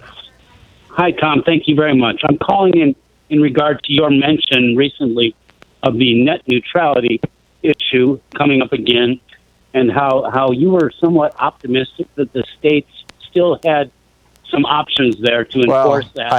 Optimistic is the wrong word. I'm horrified that we have reached this point, but it's like that's the last. It's like we've all been thrown in the ocean and off the USS America, and somebody said, "Well, here's a small life raft." Of course, but let me go ahead and deflate that life raft for you, because the internet doesn't. I had some experience, with a tier 1 internet provider, right? And the state lines really have nothing to do with it. I mean, you can throttle down an interface. I mean, when I hit the enter key in Phoenix, Arizona, that request can be going to Tel Aviv or Cupertino. It doesn't really matter, how. I mean, these things are spread out around the globe. Sure. These servers, so. But if you're an internet service provider in Phoenix, let's say that you live in Phoenix and you're getting, and as you do, Paul, and you're getting your internet through Comcast, let's say, and Comcast has decided as a policy that they're going to speed up the delivery of web pages to you that come from all the right-wing sites, and they're going to slow down the delivery of websites, all the left-wing sites. Sort of like Google has actually decided to not even add to their search results most left-wing sites, places like Raw Story and Alternet. Sure. So if your internet service provider decided that they were going to start messing with what's coming to you in your house, and the state of Arizona passed a law saying net neutrality is now the policy in Arizona, would Comcast not have to have basically they had to bring in a backline or a T1 line, not a T1 line. I'm sure you know the sure. These guys use OS 12, fiber trunks. Yeah, so they'd have to bring a giant trunk into Phoenix that is regulated essentially, and just serve the state of Arizona from that one, rather than inserting some sort of a process in the middle. That could, see what you're doing and know where you're going, right? I mean, it's practical, isn't it? California's trying to do this. Yeah, you just have to have your source and your destination all in the same state, and that kind of defeats the whole concept of the internet. Why do you have to have both? Why not simply have the consumer of the internet service in the state? It doesn't matter where in the world the server that they're pinging is.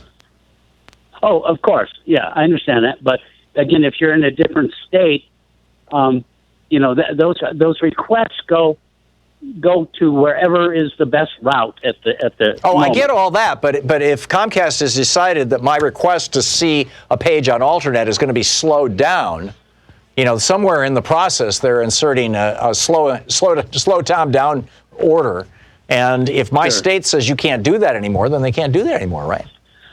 Well, yeah, but you can throttle it on the consumer side. That's me sitting at my. That's what I'm talking table. about. Yeah. Right. But there's that. But there's also throttling at the other side. So they could actually throttle it at the destination, and it would kind of be a moot argument. Oh, I see. So if basically they said any traffic from the Alternet website, we're going to slow down before it even gets into the pool of the internet. Precisely. I get it. Okay, I get it. Local act. I get it. We need national net neutrality. I got it. Paul, thanks for the call.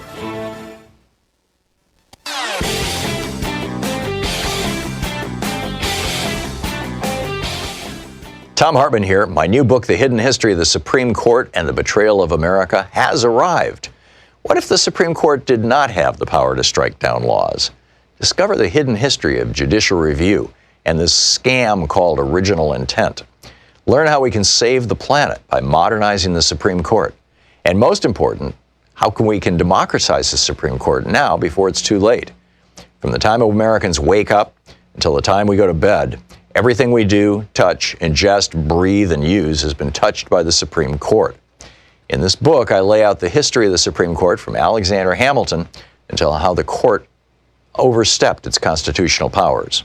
America does not belong to the kings and queens of the court. It belongs to the people. The Hidden History of the Supreme Court and the Betrayal of America is available now in fine bookstores everywhere.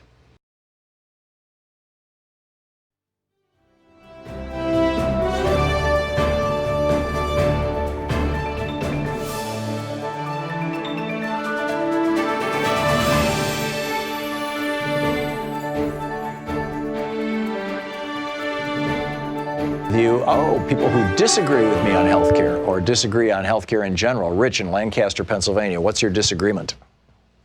Well, my disagreement isn't with you. It's more the callers that were saying you shouldn't be able to go in for a test just because you want one. Okay. And I think the best advice my doctor or my parents' doctor ever said was that you know yourself better than anybody else. And it actually worked for us because my son was having pain in his ribs and took him to an urgent care, and they took an x-ray and didn't see anything. They said it was probably a football injury, even though he was never injured in football, and sent him home. The next day we went again because he was having hard times breathing, and same thing. They said it was nothing. Went to the doctor a third day in a row, and he finally thought it was something, but the chest x-rays didn't show anything. Well, finally, the fourth day we had to take him into the emergency room, and if we wouldn't have got chest x-rays done, they would have never saw that he had pneumonia and it collapsed his lung. Oh, geez. Got a 2-liter bottle. Yeah. 2-liter bottle of pus out of his lung. Yeah. So, Rich, I think what has happened here, and I think it's really important to point this out, I think that what has happened here is that the for-profit health insurance industry has been delivering massive amounts of misinformation to American people for years and years and years. And they've taken one little tiny slice of a normal American's experience with health care, which is, hey, is that a lump, or I think I've got a problem, or maybe my blood sugar is off because I'm craving sugar, or whatever. And I go to my doctor. They've taken this one little slice and said, some people abuse this, other people don't. You don't want, but you don't want the government telling you that you can or can't get tests. And now they've got us all chasing our tails around something that is less than 0.1% of the entire experience of getting health care, so that we are not discussing the fact that the United Healthcare still has, a whole bunch of executives who are making more than $1 million, that their last two CEOs made over $1 billion, that the industry has basically bought and captured the entire Republican Party and half the Democratic Party, and that they're robbing us blind. And instead, we're sitting around talking about whether we should be able to get tests. Yeah, I don't disagree with that. I want universal health care totally, but I do think you should be able to go for a test when you think you need one. Yeah, there you go. Not just because the doctor says so. Yeah, no, I agree. And nobody in Canada is being denied a test that they need, and nobody in the United States is being denied a test to the best of my knowledge. Rich, thanks for the call. Francis in Seattle says here you're a doc who disagrees with another doc. What's up, Francis? I trained in psychiatry and internal medicine, and about half of my medical career I spent doing consults in hospitals, so I saw thousands of other doctors work. And what I noticed is that when Reagan cut funding for Medicaid, all of a sudden a lot of the doctors wouldn't order tests on Medicaid children that they would order on other children. Now, there's been a concerted effort by the health industry to convince doctors that patients are the problem. So recently, I fell and went to the ER, and they failed to diagnose that my leg was broken. Oh, jeez. And then the next doctor... And you're a doctor. And the next doctor I went to failed to diagnose that my leg was broken in 3 places. Oh, my. And they refused to put me in the hospital. There was no way I could get around in my house. I spent a whole week trying to find people to take care of my house, but it was right before Christmas. Finally, the advice nurse told me to just go to the ER and sit there till they put me in the hospital. All right. So I did. They treated me very badly. That was before I went to another doctor and got it diagnosed that I had a leg broken in 3 places. The doctor that saw the X-ray or the MRI that showed my leg was broken failed to call and tell me, so I walked on a broken leg for a week. Oh. And when I went into the clinic for my follow-up appointment, the physician's assistant screaming at me because I'm working on a broken leg. And, you know, being a psychiatrist, I'm used to dealing with crazy, angry, screaming people. So I just let him wind down, and I looked at him and said, how was I supposed to know? No one told me. Right. And So he this didn't is even the American apologize. healthcare system. The American healthcare system is terrible. The error rate's gone up so much since the mid-'90s. Yeah. And one day in 1994, my pay fell by 2/3 because what had happened is the insurance industry managed to coordinate itself thanks to the increasing sophistication of computers in the 1980s. And there was a law passed in 1946 called the McCarran-Ferguson Act. McCarran was one of the most crooked senators that ever lived. And this law said that the federal government could not regulate the insurance industry for antitrust. Only the states. Oh, yeah, could. that's right. They have an exception, don't they? Just like the NFL they had a does. law passed. The law was passed within a year of the first successful antitrust case against a group of insurance companies being validated by the Supreme Court. Wow. And therefore, we're all at the mercy of the big insurance companies. Right, and I knew that was coming because, you know, I found a radiation leak where I worked before I went to med school, and I just kind of seen the system from the point of view of a woman of low income who was smart, you know. Mm-hmm.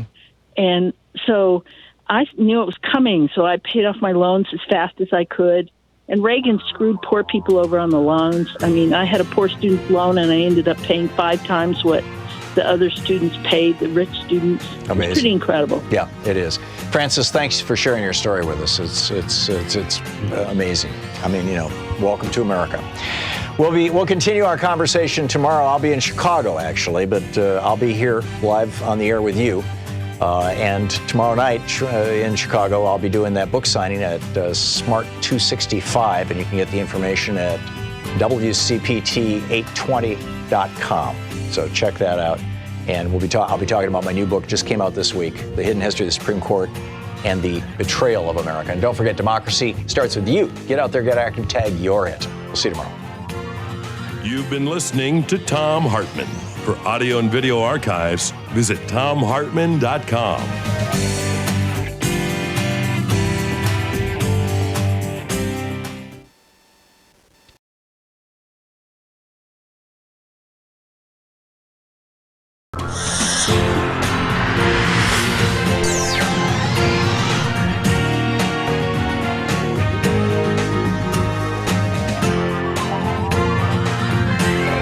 We say fight back!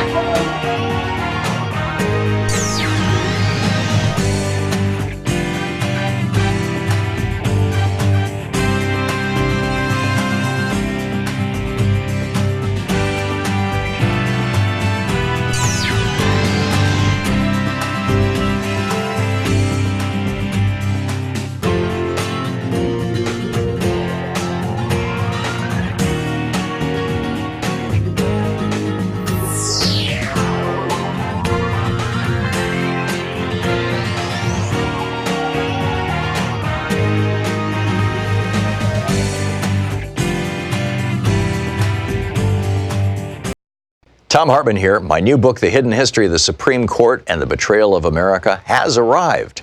What if the Supreme Court did not have the power to strike down laws? Discover the hidden history of judicial review and this scam called original intent. Learn how we can save the planet by modernizing the Supreme Court. And most important, how we can democratize the Supreme Court now before it's too late. From the time Americans wake up until the time we go to bed, everything we do, touch, ingest, breathe, and use has been touched by the Supreme Court. In this book, I lay out the history of the Supreme Court from Alexander Hamilton until how the court overstepped its constitutional powers. America does not belong to the kings and queens of the court. It belongs to the people. The Hidden History of the Supreme Court and the Betrayal of America is available now in fine bookstores everywhere.